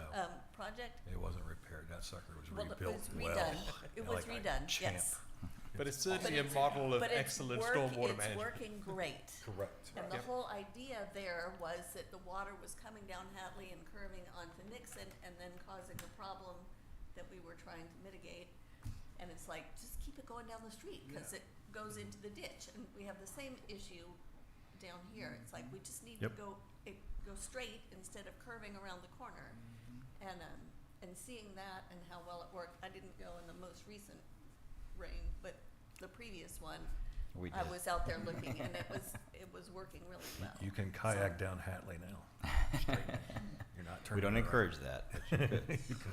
But I would Yeah. like for the council to get that packet, that report, as soon as possible, so that anybody can look it over and get their questions addressed before the council meeting, so that we're ready at the next council meeting to take action on taking a Yes. remedy for that problem. We can commit to that. As soon as we have the full packet, we'll get it to everyone. Okay. Sounds good. Okay? Okay. Any other comments or action? Hearing none, we will move off of agenda item number 11, move on to agenda item number 12. Discussion and possible action regarding the regulation, permitting, and adoption of fees for commercial motion picture and television productions. Full disclosure, this is my agenda item. From time to time, as you know, I don't put very many things on the council's agenda, but from time to time, if I hear of something or something comes up that I think warrants your consideration, so this issue sort of came up about a year ago when there was a large Fortune 100 company that wanted to shoot a commercial. We actually got a call about using the park, and I think they were going to use some other residences in the area. We have nothing to address that when we get that phone call. I may or may not have heard of some rumors not too long ago that there might be a television program that may be going to shoot in Rollingwood. Again, I have no idea if that is correct or not. And honestly, it's a little bit irrelevant. The main point is we if we were to get that type of situation or call, we don't have a permit. We don't have a way to handle it. We don't have a way to deal with a big crew or a small crew or anything. So if you tell us to not worry about it and just leave it the way it is, then we will shelf this and not do anything with it. I'm not asking for any action tonight, just kind of putting it on your radar. Kudos to Alan and staff. This is, I believe, actually modeled after Beverly Hills. Yeah, so we took it from Beverly Hills. There is a revised version in front of you here with some comments from a council member of perhaps how we can make it a little bit better. But yeah. So yes, we didn't really know where to start, so we started with Beverly Hills. So, We so thought- how'd they we- how'd they film Jed Clampett's show? Well, we Then- thought That's exactly- we assume it's been updated since then, but we decided to go for an area that knew of the industry and 90210. would think of things that we probably wouldn't know what to, how to handle. So Anyway, Beverly council, Hills if you Cop. just, if you want to, I mean, I'm happy, I don't think this is ready for action tonight. If you want to just sort of give us thoughts or comments, if you think this is a worthy thing to undertake or not, you're not gonna hurt our feelings if you don't, but, We've had incidents where people were wanting to fill commercials too, so not Yeah. just TV shows or movies or whatever, so I think we need to include all It- the possible. It does, the definition will include that. The thing that we wanted to stay away from are, anything for personal use or senior photos or realtor videos of homes for sale. Like we want to stay away from all of those sorts of, uses. and Commercial really stuff just- other than just realtors. truly commercial. But it's kind of similar to the issue came up with the coffee truck about having a commercial business conducting services for pay For on your commercial. property as opposed to your personal, like a birthday party where you're paying for it.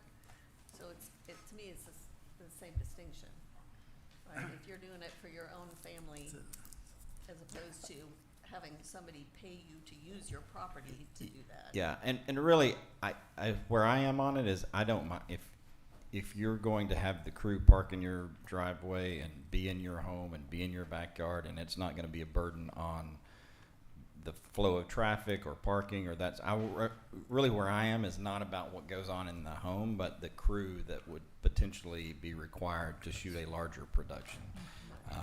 Because we did experience that recently with some other with some tours and that sort of thing that were in the area, and it just clogged up. I mean, So Chief knows. I mean, I'm not looking to introduce undue regulation on what goes on in or on the property itself, but rather in the rights of way and on the street and that sort of thing. so OnlyFans would be exempt, right? Yep. Yes, ma'am. Kevin asking all the As questions. I looked at this, you could take, I think the biggest cut is whether or not you add provisions that allow filming on the city's property. Right, and we And would. I think, my view would be, no, let's not authorize that.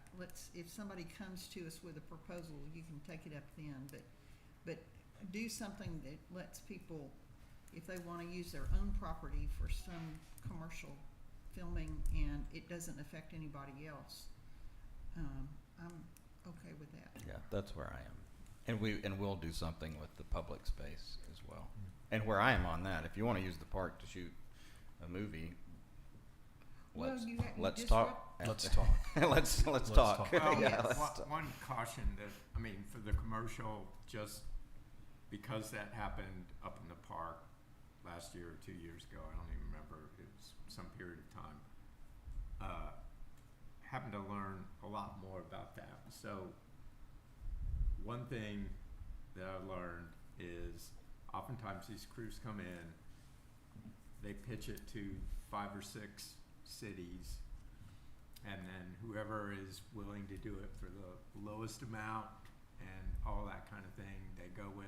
So all to say, it's an easy way for staff and everybody to waste a lot of time and then get underbid by some other other city or something like that. So I would just put a caution out there that if people are coming here to do commercials and that type of thing, that's fine, but we might want to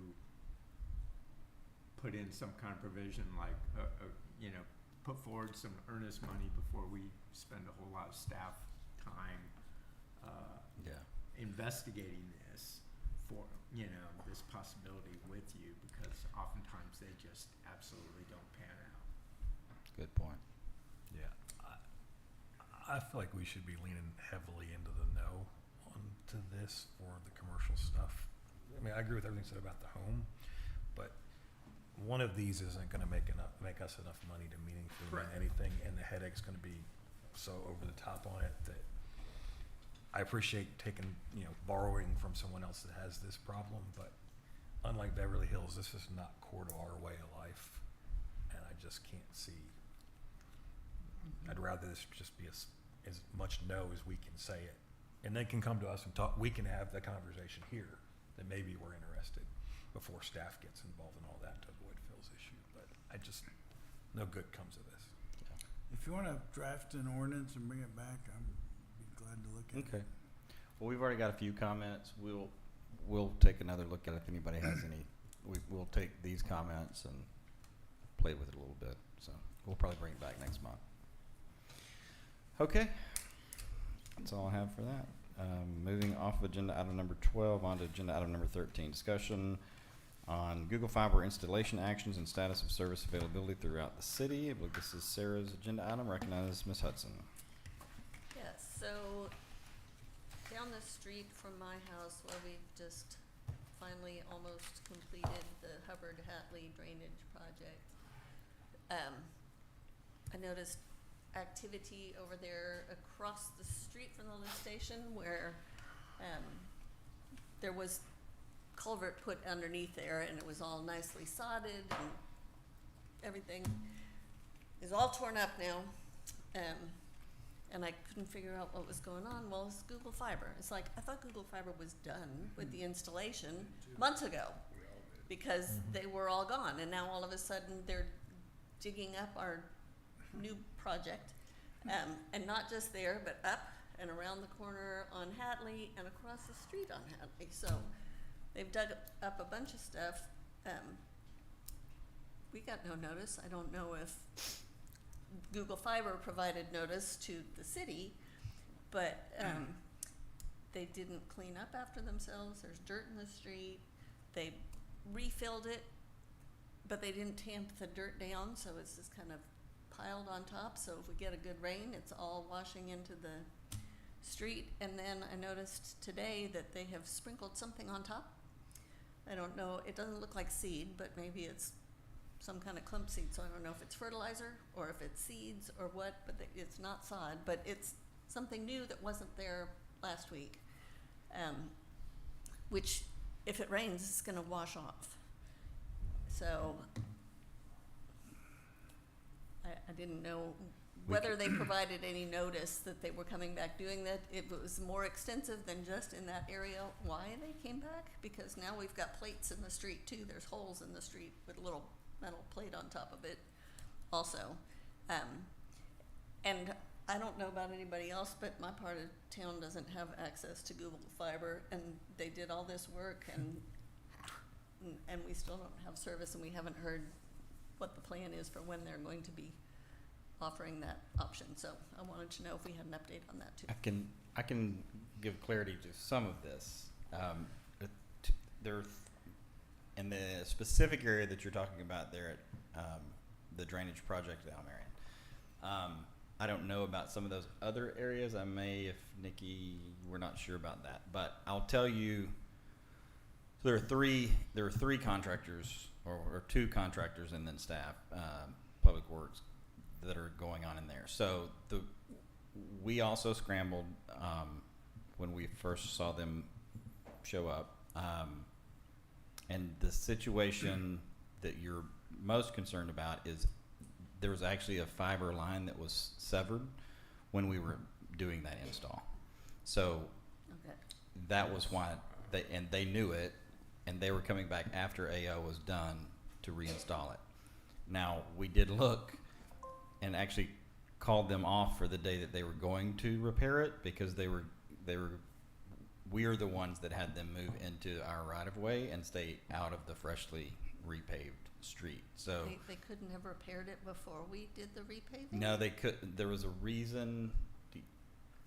I don't recall the details, but I didn't know that it was severed until after it was all done, and they showed back up, because I was over there looking at the planting plan, and I was like, and I called Izzy and Alan and said, "Why?" I had the same reaction this year. Right. So, long story short, they are done. They are done. They are done, and they are done with that repair. And that one section was just that, for that repair. Up on Also- Hatley also? That I don't know about. Do you, Nikki, do you? As Nikki comes up, I will say that I've been in contact with the general manager from Google Fiber. He says they'll be complete a week from today. May the 20th is their plan, and after they finish that construction and the tidying up after construction, because I agree with you, the tidying up has not been taking place, then they'll be able to turn over to operations for customer sign-ups. But Nikki knows more about the permitting. So they are permitted for those 3 areas. One was the Hubbard area, the Hatley area, where I think they were going across 2 driveways, and then the Almerian area. What was that last one? The Almerian. Almerian? From Almerian Way. Almerian, yes ma'am. Okay. So the Almerian, they were trenching behind the curb, so they were staying out of the freshly paved area. On Hatley, for some reason they did stay out of the street, but they did have to cross 2 driveways, again softscaping behind the curb. And then on Hubbard they were doing the same thing, but I think they were supposed to be doing the softscaping there as well. But when they came back, and I'm not sure if they've actually come back yet, but instead of putting the kind of that white caulk per se to fill in that trenched area, they're supposed to come in with that black, a darker fill for it. So Izzy has been monitoring that a little bit more than I have. But they You did. mean on the driveways? I'm not sure about the driveways, but Well, they're not putting caulk in the grass. No. It's they're supposed to be repairing it the correct way. With the driveways, I believe it is the same fill that they had been using when you're kind of going down the shoulders of our other streets, and how it's kind of just filled in Right. with that white grayish fill. But with the newer areas on Hatley and Hubbard, they were coming in with a different type of fill that was supposed to be black to match more so the streets. But yes, we did notice it. So, in terms of final, when did they say they would turn it over to customer service? 1 week from today. A week from today. So, Okay. All right. there you go. Thank you, Nikki. Thanks. Okay, any other questions on that one? All right, moving off of agenda item number 13, on to 14, discussion and possible action on various drainage issues throughout the city.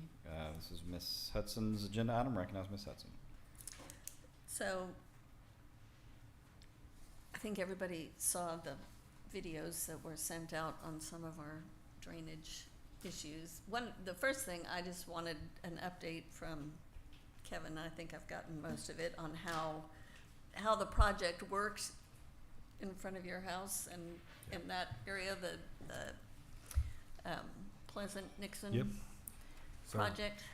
I'll answer that really quickly. I looked and I was so comfortable with it. I spent all that day looking at everybody else's problems and visiting other people, and I forgot that I'm usually in the fetal position when it's raining like that for the last decade. So Nick's Pleasant work charm. There's a couple things we need to tweak, but mayor's already on that and got the staff doing that. But from did the water go where it was supposed to go? Absolutely. So thank you everyone that was involved in that. And I mean, Okay. that was a lot. That's why I'm up here. So whether that's good or bad for people, we'll decide in November in a couple years. But thank you. It worked great. And Okay. and the other thing is, Mike Marine drives down during the middle of the storm and waves at the mayor and gives him a thumbs up rather than the other finger during the process. So I was clearing good a news. different low water crossing, and he was like, "Mine's working great. Good job." So yeah, I do think it worked well. As Kevin said, we did do some post-storm analysis with David Beisner. There's a little area that's not quite working quite right, but I think it's an easy fix, and we can handle it with Izzy and his crew. So yeah, no, I think it worked great. And if you saw the videos, I know a number of us did. There was a lot of water going through there. What did you say? 2 inches? I had my rain gauge at 2 inches in under 15 minutes. So it was Yeah. pouring, and the Ashworths are opening up a water park through their property now. It was moving so good. And just a reminder, and Kevin knows this, we have not had that type of It's been local rainfall that heavy, that fast in about 7 years Yeah. when all of that started. So 2018. it's taken us all of that time, and we got it in just in time, but we really haven't had that type of rain event since then. So it was a good test. And also give a shout out to Robert Dial again. We mentioned earlier the storm gutter or the valley gutter that was replaced on Nixon and Hatley. I have no doubt that Robert, overseeing this project, helped make it better, and we got our money's worth out of that guy, not cutting corners and doing things the right way. So made a massive difference on this. And the other And the other project too. and I didn't ever see video from the Hubbard Circle project, but it had to have functioned well. So, Yeah. or I think we would have seen videos. Yeah, just what we saw down where you just mentioned, where you saw Google Fiber. It didn't rip any of the landscaping out or any of the dirt or any make a big deal down there, so it seemed to work pretty good. Well, there has not ever been a whole lot of water down there on El Marion Way.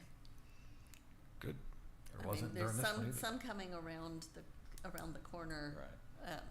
from Hatley, but when we're collecting that and putting it in the Right, culvert it's the and same. coming out in the ditch instead of going through the street, Right. I didn't walk down there in the rain, so I didn't. I drove see that through it one, and but- didn't, I drove through it to look at a couple of the other ones and Oh. didn't, I noticed that there's on Hatley, there's a one storm drain where some people have said, why do we put it there? That'll never work, or it's not useful. And I did notice that it was being used and working very well during that storm event. So, but nothing jumped out at any water crossing over the street Right. like it used to coming across.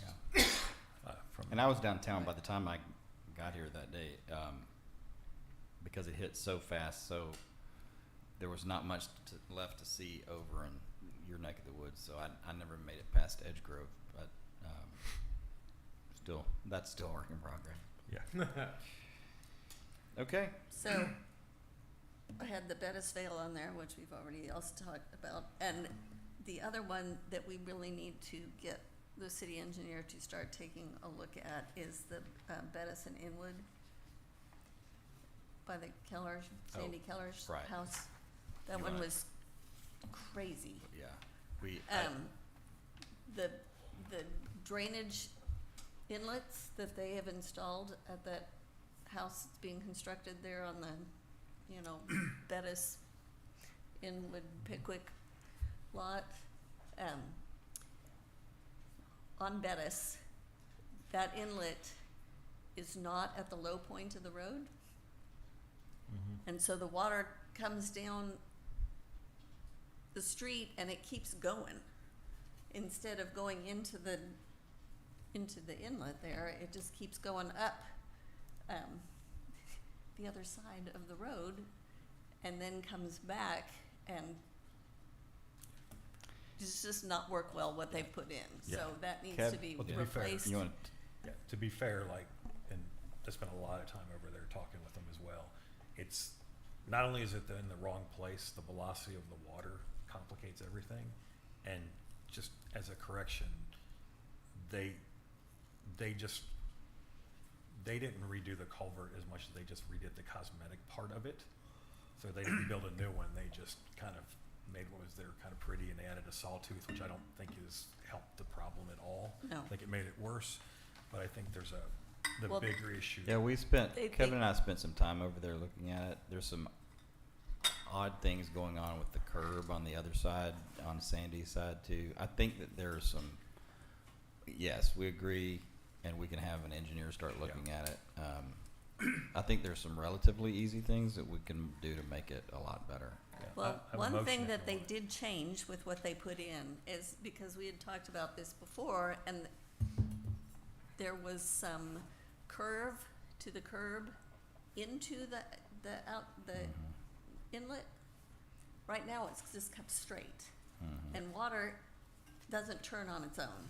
I- Right, so you need to have some curve so that the water will go along the curb and go into the outlet instead of expecting it to just Just, take this little side exit here when it's like a Right. river roaring Yeah. down the road.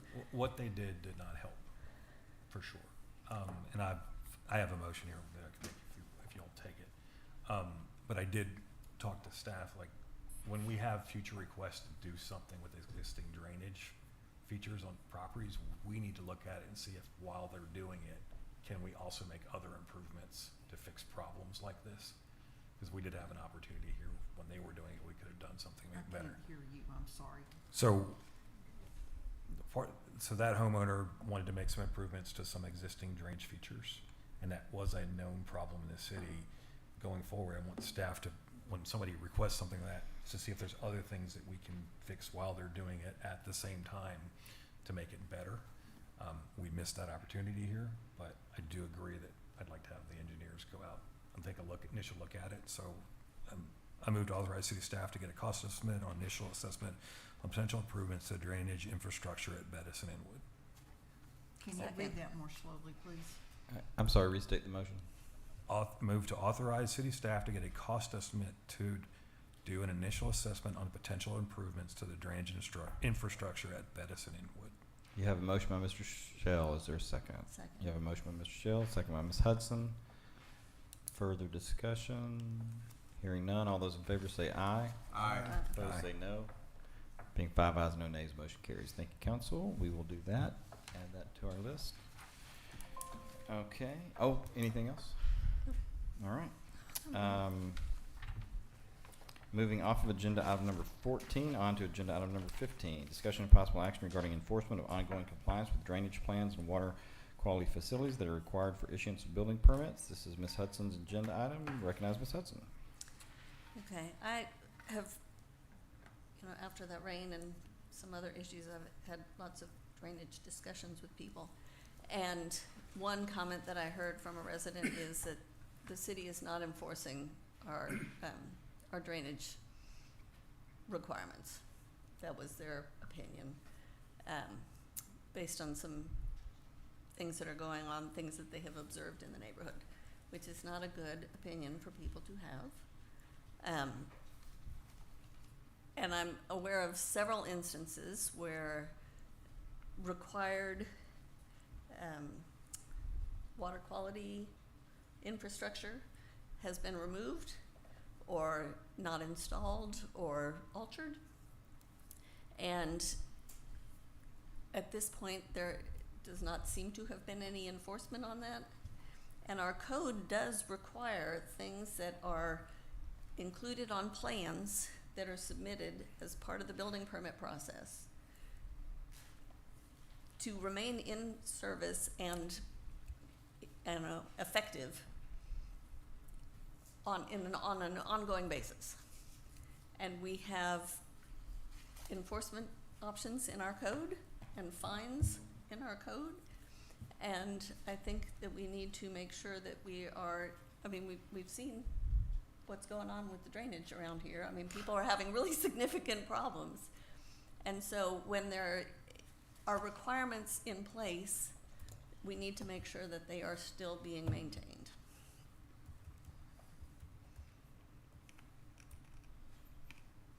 Okay. When it comes to the TCEQ water collection tanks, you're correct. Those are about water quality, not water quantity.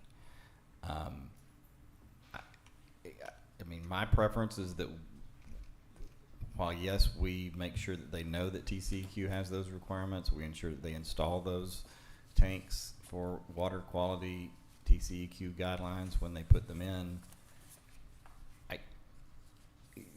Those are TCEQ guidelines, and I would prefer us not to have to police that. We require them to include that in their plans for their building permit. Because TCEQ requires us to tell them about that. Right. So they turn it in, and this is a part of what they represent that they're going to have in place as a part of their building permit infrastructure. for the building permit. And the building permit says in our code that those things are supposed to be maintained. Yes, So- you are correct. It is an unfunded mandate from the state of Texas. I do not disagree with you. It is an unfunded mandate from the state of Texas that TCEQ requires us to tell them that for their building permit to be issued, and we ensure that they have installed it appropriately when they conclude that building process. Well, this is kind of like years ago. I noticed a home in the neighborhood that had a swimming pool that didn't have a fence around it. And I said something to our building official at the time, and he goes, "Oh, that only has to be in there when they get their CO. They don't have to have the fence in there after they've gotten their CO." And I went, "This is a safety requirement. You have the fence around there, so So I'm going to move us back to this issue just because the fencing, it's a permit issue, or the specific agenda item here is the issuance of building permits for water facilities and water control. I understand. Yeah. I'm making It's an an analogy that that because you have to get it to get your building permit, and it says you have to keep it in place, doesn't mean that once you got your CO and you've moved in, you can take it out. Because there are things that people can be exempted from because they said they're putting that equipment in place. And then if they take it out, then that changes the drainage plan that they have represented that they are going to have in place ongoing. I mean, certainly if it affects their drainage plan, I would agree with you. But most of the tanks don't affect the drainage plan. Most of the tanks are just about first flush off of the roof. Right, but if you put in a tank and keep your impervious cover below 20% so that you don't have to do a water pollution abatement plan, and that affects how you do your drainage as well, and then you take that equipment out, then that's affecting your drainage plan. And not just I mean, there are drainage structures also that are being Certainly. altered that are not TCEQ Yeah, authorization. correct. That's ours. Certainly. And Certainly. those also are being, we have cases where they're being modified and not matching what was in their approved plans that are not being enforced. Yeah, and I'm not aware of those. If we know of those sorts of things, certainly, I think we have a duty to enforce those drainage components, absolutely. And if a TCEQ tank is somehow tied to a drainage plan, I certainly, yes. If you've made the conscious choice to combine those two facilities into one, then yeah, I would absolutely agree. When it comes to just the tanks, if TCEQ wants to come and enforce their own regulations in Rollingwood, they're welcome to do it.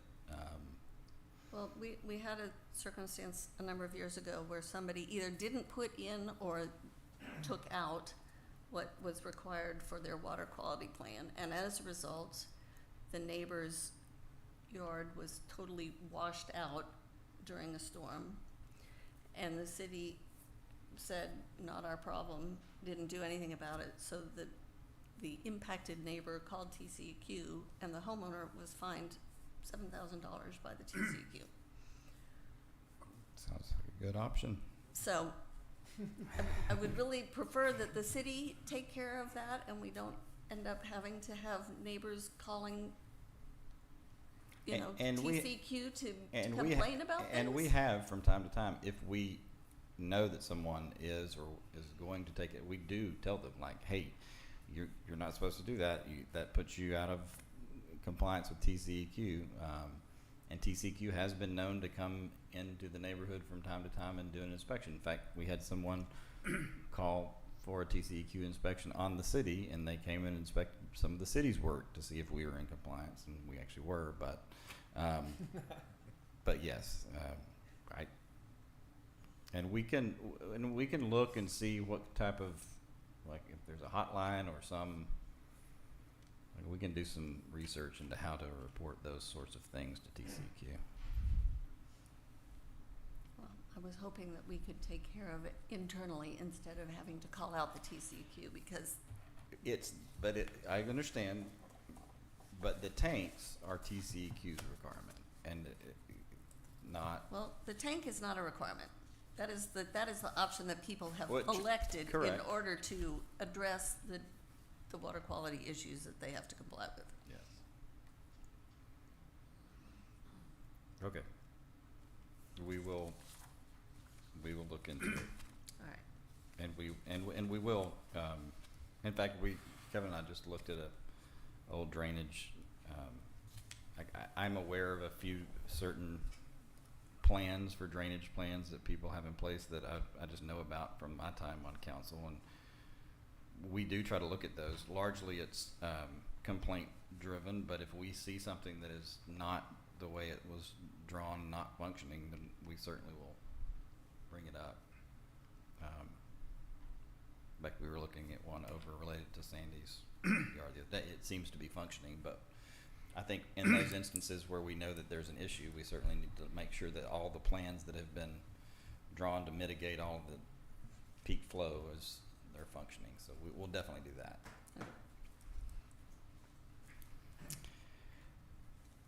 Any other items on agenda item number 15? Nope. Moving on to agenda item number 16, discussion and possible action regarding traffic control and enforcement throughout the city. Ms. Hudson's agenda item. Recognize Ms. Hudson. All right. I have noticed several areas in the neighborhood where I think some additional controls might be helpful, or signage. First one being at the corner of Rollingwood Drive and Wallace. As long as we still have the mailbox right there at that corner, which it would be really nice if we could move that into the parking lot at the park so that people could drop their mail in without exposing themselves to hazard by parking on the street. But you can't see when you're coming up the hill from Zilker, coming up over the hill, before you get to that intersection, you can't see the intersection. And if somebody is parked there in the mailbox and somebody's coming around quickly, it's Coming toward the pool. coming towards the pool, like from Zilker, yeah. So, right there where the mailbox, at that corner where the mailbox right, is, it seems like that would be a good place for a stop sign. I don't think we need one on Rollingwood coming towards Zilker, because most of that traffic is going just continuing straight, but stopping the traffic coming over the hill and having a sign, like a stop ahead, so that people slow down, because there's people flying over that hill, and it's just dangerous when you can't see the intersection as you're approaching it. Anyway, and especially with that mailbox there, that intersection concerns me. If you did a stop sign though, wouldn't you, because it's not a long, like if you had 2 or 3 cars stopped at that, wouldn't you maybe cause a problem as people top that hill? Well, if you have a stop sign ahead, sign before you get there. And just to clarify, a email was sent to the post office to ask if we can get that mailbox moved. So we're just waiting for the return, because who originally was our contact at Westlake is no longer our contact. So it's been forwarded. So that request is in the process. Okay. How does that, so there's like a maintenance crew that comes around and from the U.S. Postal Service to move, or So I like had we can do it? I had Yeah, that's what he said. He doesn't like the color of it.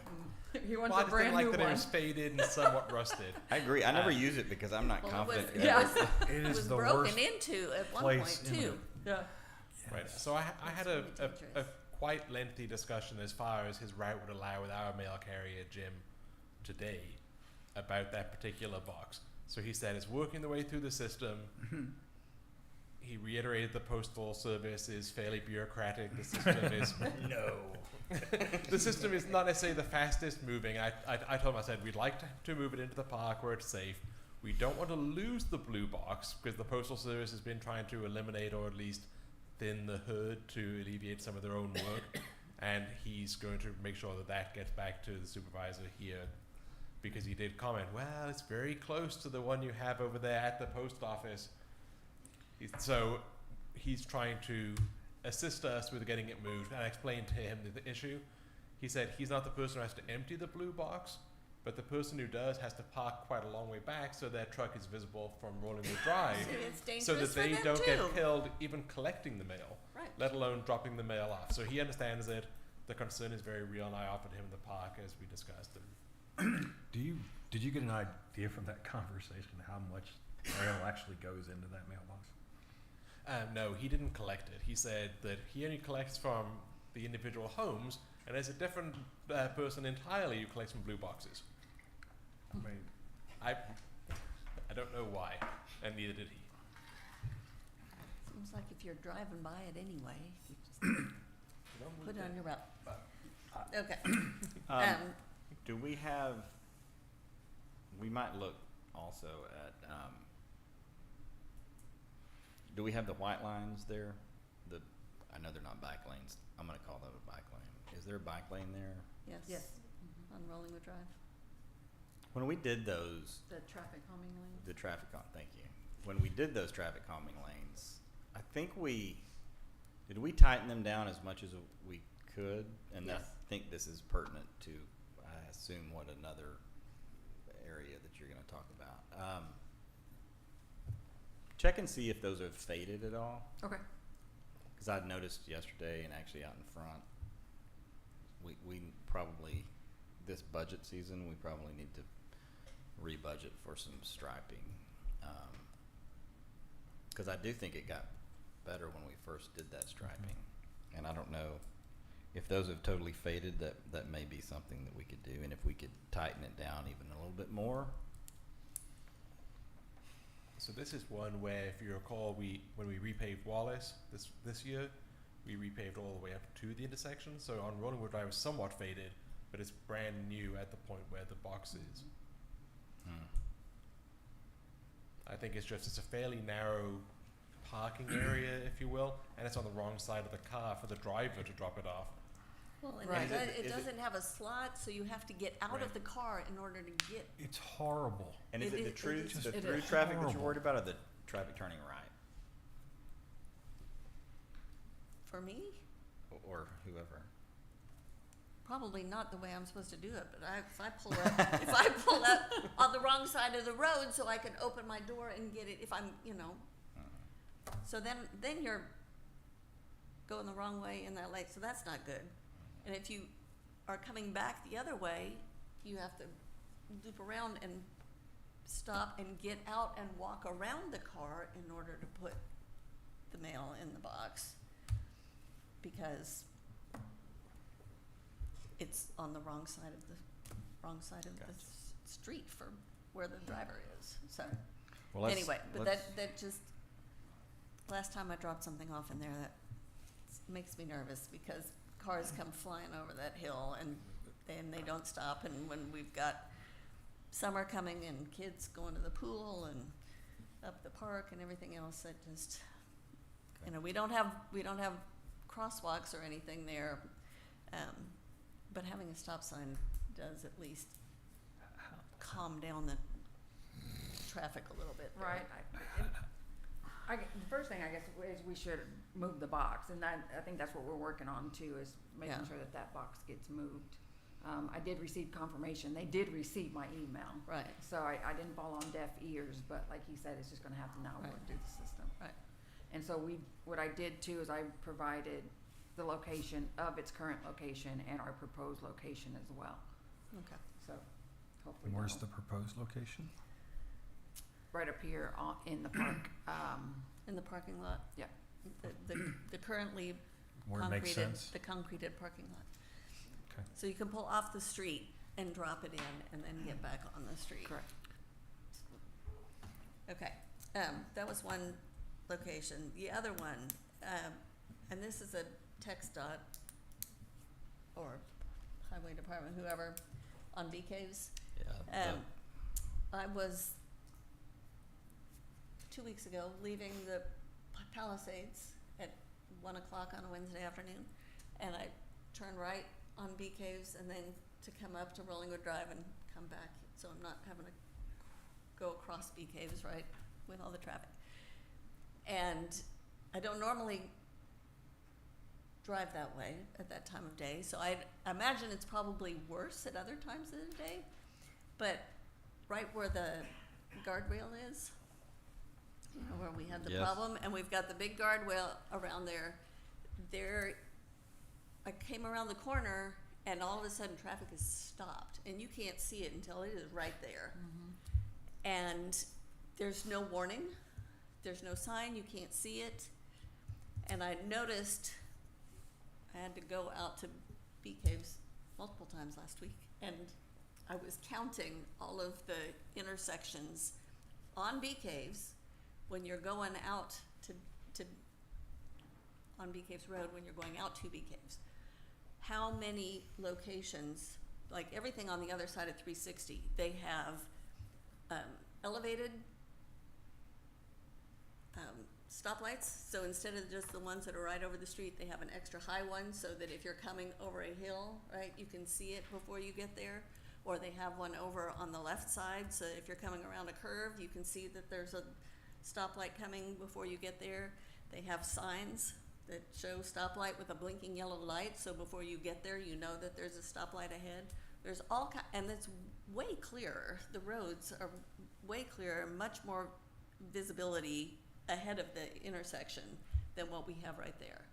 But when I stopped, I'm cringing because I'm afraid that there's going to come, another car is going to come flying around the corner and rear end me, because if you're not familiar with it, you don't even know there's an intersection there. And I checked, and there's a twisty road sign. There are 2 curve signs with, a 30 mile or 35 mile an hour. There's a deer crossing sign, and there's a road may flood sign, all between the Palisades and the intersection. But there is not anywhere a sign that indicates, or any other way to know, that there's actually a stop sign or a stoplight coming around that curve. And so I don't know how many wrecks we've had there, or if we have had any wrecks, but We need to actually talk to them about replacing some of those posts. The post at the guardrail. Yeah, and maybe you and I had that conversation. How do they get informed when those posts get knocked out? We notified dispatch that there was Oh yeah, guardrail damage. that's what you told me. So we tell dispatch, dispatch tells them. Correct. Okay. Well, let's do that. We have the name of that engineer that's really responsive that we worked with before. We can ask if they've got some more creative ways. Right, because I think what we're going to do too is we're reaching out to him anyway regarding putting additional speed limit signs too along Bee Cave Road. So I'll reach out to him. If there's too, something, see if there's anything that because they it can do is to tough. let 'em know. If you don't know it's around the corner and it's backed up, it gets. It is. It gets. Is this where Peak used to come out onto I'm sorry? Bee Caves Road? Is that corner where Peak used to come out onto Bee Caves Yeah. Road? Mhm. Yeah. Okay. yeah, right across from the road that goes up to the hospital. I am told by the city administrator that there is a sign that says "Watch for stopped traffic." So perhaps we could suggest that. Available, it's Yes. in the, Yeah, that's in the Oh, that's in menu the for manual. signs. Yes, Yeah. ma'am. Okay. I have a comment to make here too. Yes, ma'am. And that is, I had a fender bender at where Rollingwood Drive turns on to Bee Caves Road by the McDonald's. Because a car coming eastbound on Bee Caves Road, the light changed and it did a U-turn, and so the truck in front of me that was turning onto Bee Caves Road had to stomp on its brakes, and I stomped on my brakes, but I hit him. But those posts that have been put into that, the yellow posts that have been put into that line to block people or to keep traffic in their lanes is not quite long enough to keep people from trying to turn left into the McDonald's, and people are doing U-turns around those from the left. The people turning left, you are thinking are turning left onto Rollingwood Drive, are doing U-turns around that. And you're taking your life in your hands between 4 and 5 o'clock at that intersection. It's dodgeball because you've got people coming from Bee Caves Road trying to turn into the McDonald's, do a left-hand turn, and so they're in the left-hand lane. And people trying to turn left to come onto Rollingwood Drive or don't know whether that car's gonna come on to Rollingwood Drive or it's gonna stop and go to the McDonald's. It's a mess. Okay. I'll notify Westlake's chief too to see if we can have some type of collaborative effort to get that taken care of. Yeah. It needs attention. Okay. And one other thing, I know it's not our driveway, but the driveway into the Trader Joe's needs to be restriped. So I have reached out to them multiple times. And Okay. so, That's the owner of the development? that's correct. Okay. Who is that developer? So I have reached out to, it used to be, I think that's still Endeavor, but I've also, the Mira Vista, even the one up, the building up top, I've reached out to them too, because it looks like it's part of Because their I know those. driveway. I know them pretty well, and Endeavor? I'm happy to. No, well, I know. Or Mira Yeah. Vista. No, I think it's Live Oak Development owns some of those buildings. Anyway, I can talk to Live Oak if you. I think it is Live Oak that I called, but then he gave me somebody else. Oh, okay. And so I have it written down who I spoke with, and he's supposed to look at it and then call him Maybe back. a formal letter from the mayor would help. Yeah, we can do that. Because it's very confusing on what lane you need to be in Yeah. in Yes. order at the traffic light. And they're totally gone now, so Yeah, it's kind of. it's dangerous. Yeah, if I need to help. Okay. Okay. And the only other spot we had the request from a neighbor at Timberline in South Peak. Yes, this is the one I thought we were going to talk about.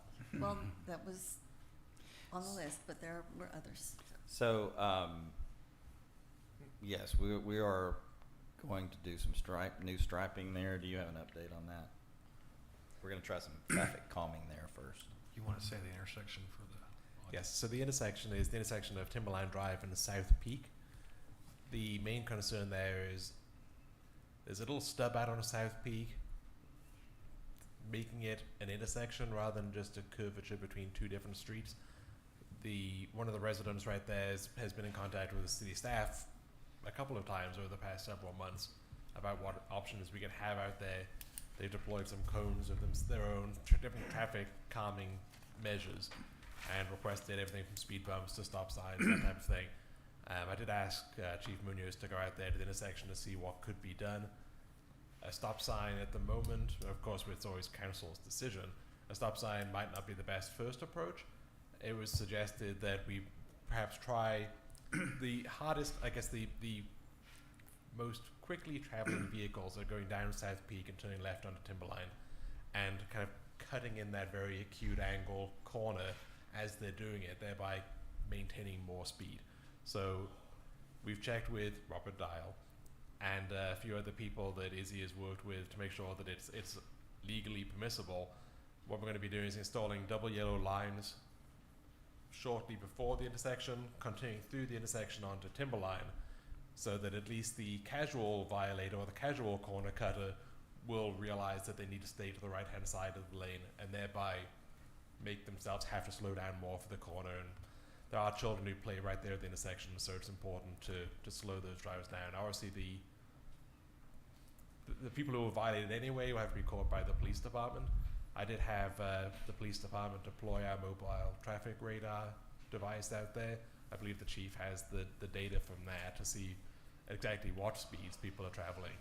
Right, and But the striping would be the Yeah, first and the first line of defense against it, to try and help make people realize that they are cutting the corner. And I've looked at it a number of times, and I've looked at it a number of times.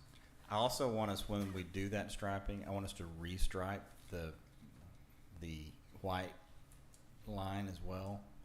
So let's make sure that we have the stripers do that, and take a look at it. Let's maximize.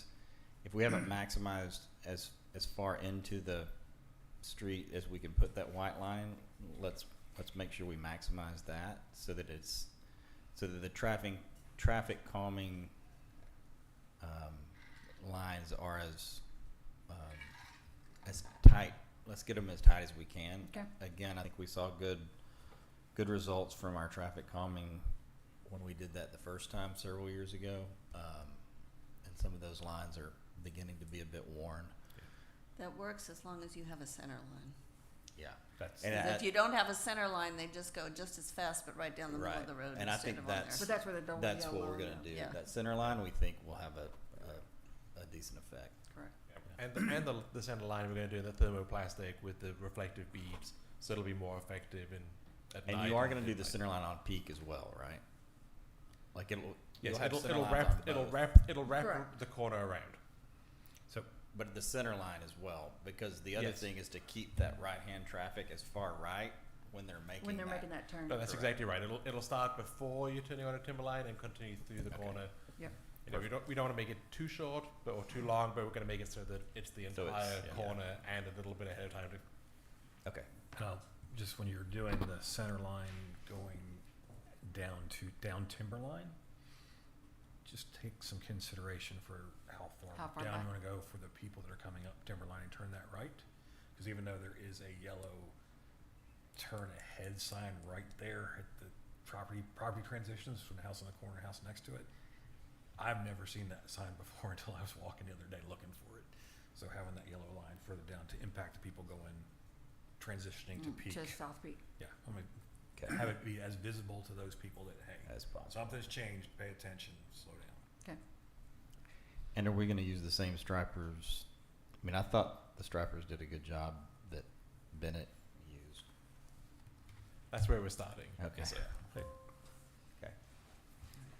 Okay. Oh, I think. Okay. Yeah. I see someone. Yeah. I'll take public comment in just a minute. Chief, did you have anything else? Nope, that was it. Sarah? Nope. Okay. Take public comment from Miss Littlejohn. Hello. Welcome. Oh, hold on. Oh, Give us a second. Whoa. Hold on 1 second. Can you? Or hold on. We're having audio issues. I'm very loud. Sound like Oz. Welcome. Okay, let's try it again. Just speak loudly if you can, Ms. Littlejohn. Yes, we sort of. Barely. Barely. Oh.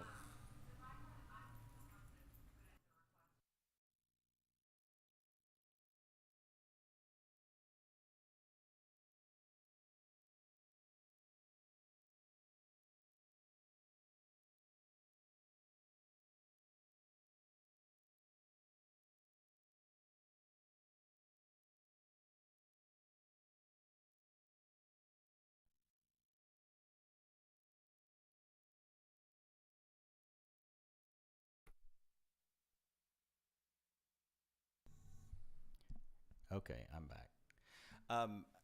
Our first, we'll do the striping, and then we'll obviously stay in contact with you and the other residents there to see if we're having any measured effect. And I think we've increased some patrols in that area, and I know a number of us frequent that area, and we'll keep an eye on it as well. But I think communication and open communication would be the main way we'll try to keep up with that.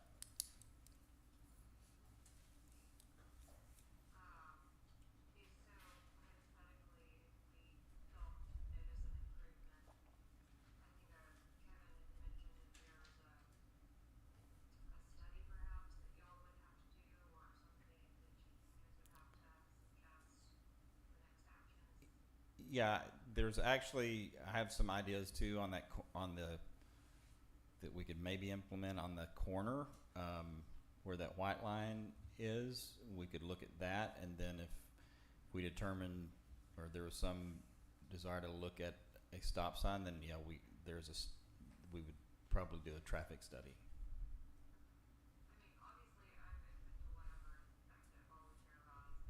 Sure.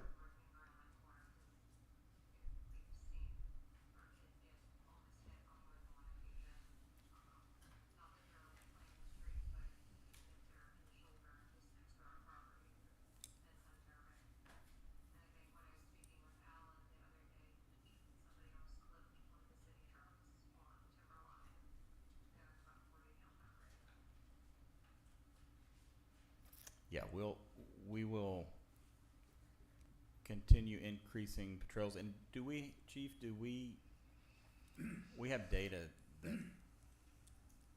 that sign that we put on? Yeah, so there's also some data that we're collecting, based on that, traffic signal that we put there. Right, and we're also gonna,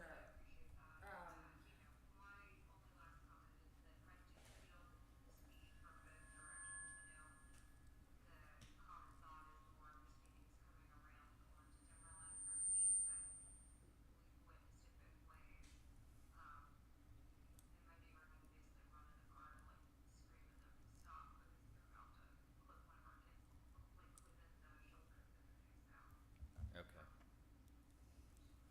Yeah, just, if you would, just stay in contact with us, and obviously, you know how to contact us and Chief as well, but we'll get this installed in the relative near future, and then, we'll also collect the data from the sign, and we can increase some patrols in that area. correct, that's another thing is that I'm actually gonna move it on, more on Timberline too, so I can catch some, not just coming up to this location, but farther back as well, to see Okay. if cars are speeding up to the location. Okay. All right. Hold on, wait. Was anything else, Ms. Littlejohn? Ms. Littlejohn, you still there?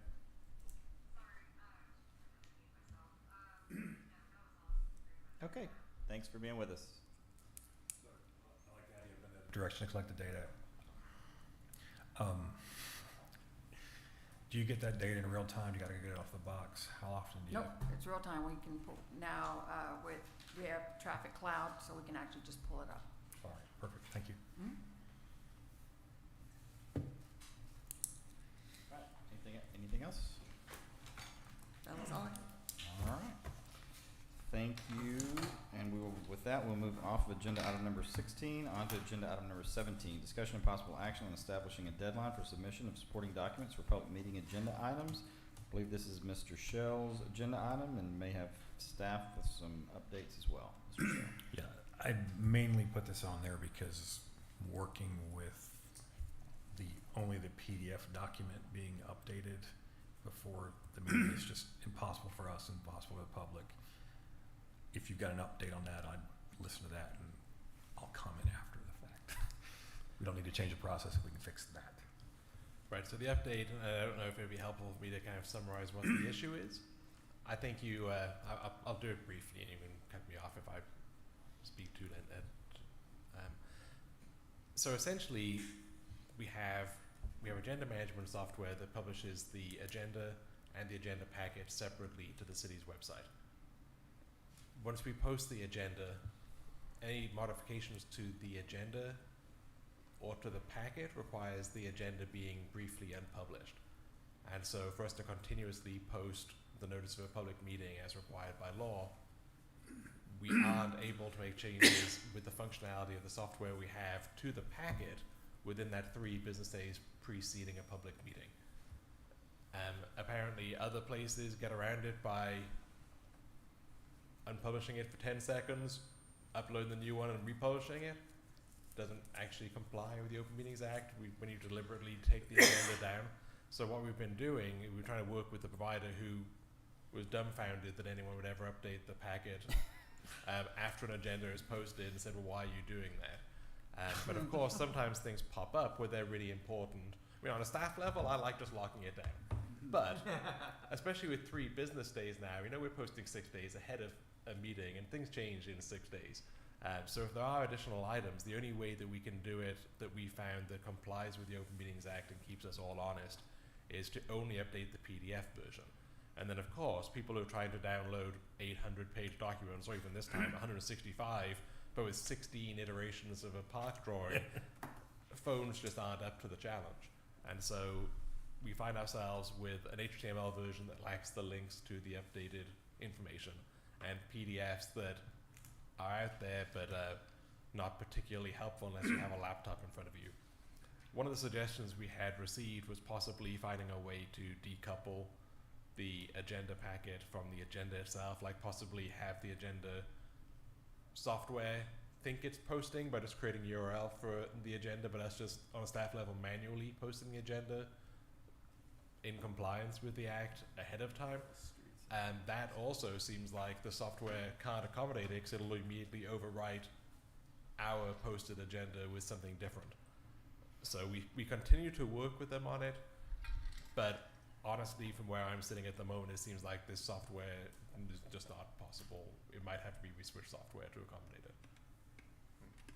I mean, as crazy as it is, Texas being as big of a state as it is, I can't believe that they haven't addressed it.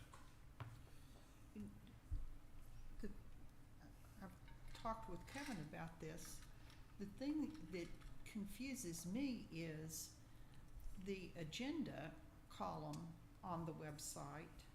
That's an entirely separate document than the agenda that's in the agenda packet. It is, because the agenda from the agenda packet is more driven by the actual software's HTML version of it from the beginning, even though there's an HTML column for it, so that kind of draws from the actual data points within the software, not from the finalized agenda we update. I have no way of defending it. It's a flaw in the software that we've argued as well. My point is that the Open Meetings Act notice requirement applies only to the agenda. It doesn't apply to the agenda packet. So if we can get the vendor to decouple the agenda or just have the packet have the attachments, I don't know how to do it. Or we have 2 line items. One is, 5/20/2026, and it has the agenda, and the next line item is 6/8, it's 5/20/2026, and it has the agenda packet. Because obviously, each different line item is not triggered, you're not triggering as between line items. It's only within the one line item, if that makes sense, if I'm making sense. So what I don't want to do is not to be able to update the agenda packet when there's new information coming in between the time the agenda's posted and the time the meeting's held. Yep, I agree completely. So we had an email even as recently as this afternoon at 1:24, and it's 2 sentences, so I'll read it to you. It says, "There is not a method by which the process of generating a new document will not result in the unpublishing of the existing document versions. Any changes to the posted agenda content will necessitate the documents are recreated and republished." And so they are overwritten. It's a function of the software, which is a flawed Well, function. I don't think maybe we're not asking the question correctly, because obviously, when we change something in the Special Planning and Zoning Commission meeting, it doesn't trigger a change in the City Council meeting agenda packet. So whatever it is that distinguishes the dates, if we had, you would need to have 2 line items for every meeting, but put the agenda in the first one and put the packet in the second one, and obviously they're not coupled when you do that, because you're not, the City Council agenda doesn't change when the Park Commission agenda changes. How about this? Right, we can definitely do that if directed by council.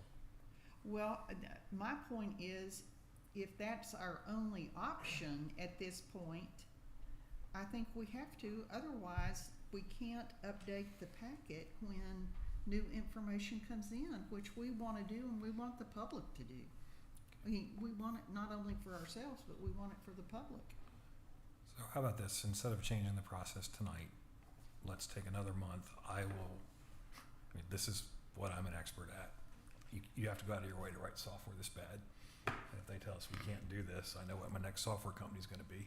Well, I will and- expect you and- to be and my first client. I, you know, from my work history, there was often a disconnect between word processing Yep. and software writing. Yeah. You know, we would have to convince our IT people that we had to be able to do the word processing to get documents out the door. You So know, if, but I'm agreeing with you. there's some glitch here that is probably, I'm hoping will be very simple. If the council's cool with it and the mayor's cool with it, I would like to work with staff over the next month to see if I can use my expertise to find a solution to this and come back so we don't have to change the process. The mayor has no expertise in this regard, so knock yourself out. This one I am legit at, Yes, so let's do that. Okay, It, Sounds good. you are, Yeah. It was my item. I talked to Brooke. Brooke Yeah. expressed her concerns, which is why I changed my opinion on and being you know, draconian about this. So let's see if we can fix the technical problem first, and then we can decide to be draconian if we want to, just for the fun of it, later. sounds good. Thank you. Okay, with that volunteer position filled, we will move off of agenda item number 17. Move on to agenda item number 18, discussion and possible action on the City Hall Improvement Project. Each month, going to try to take a little bit of a baby step each month. We have, I think last month we told you that we were close to having our RFP ready to go for the project manager. We did complete that. Alan and I I did a lot of editing on it, and I think got it down to a pretty good RFQ, actually. I said RFP, a request for qualifications. We did also collect names from Mr. Glasheen, as well as some other folks. I think Alex Robinette helped us out with some names. We did some research on our own. I think we ended up with so we published it. We published the RFQ, but then we went the extra step and actually proactively reached out to a number of folks that we were hoping would respond to the RFQ. I think Alan talked to a total number of six folks. I think one of them said it was too small for them and they wouldn't probably respond, but I think I'll let you go ahead and fill in the rest of it. There's not much left. Yes, so I proactively reached out to 5 who are recommended by the 2 people you just said. One company had contacted me early on. They caught wind of us possibly doing something, and they asked to be put on the list. So I contacted them as they requested.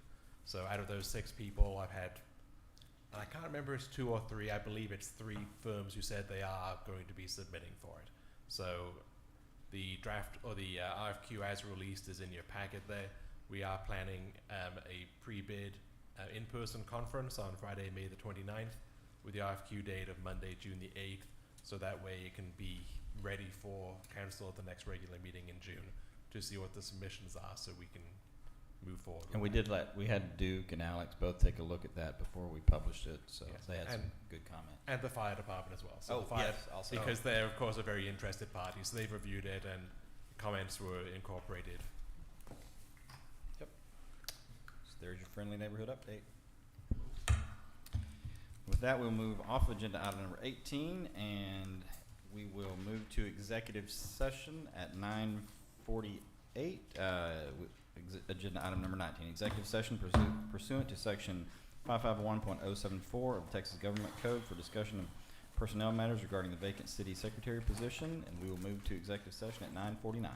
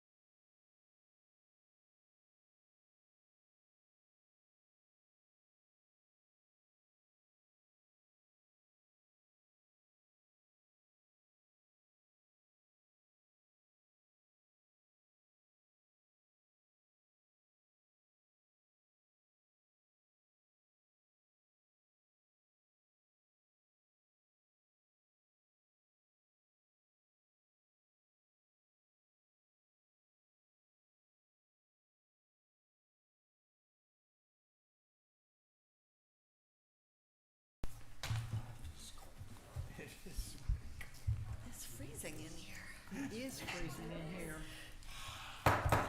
City Council for the City of Erlingwood will come back to order at 10:11 in regular session. No action was taken in executive session, although many glowing comments were made by about many people.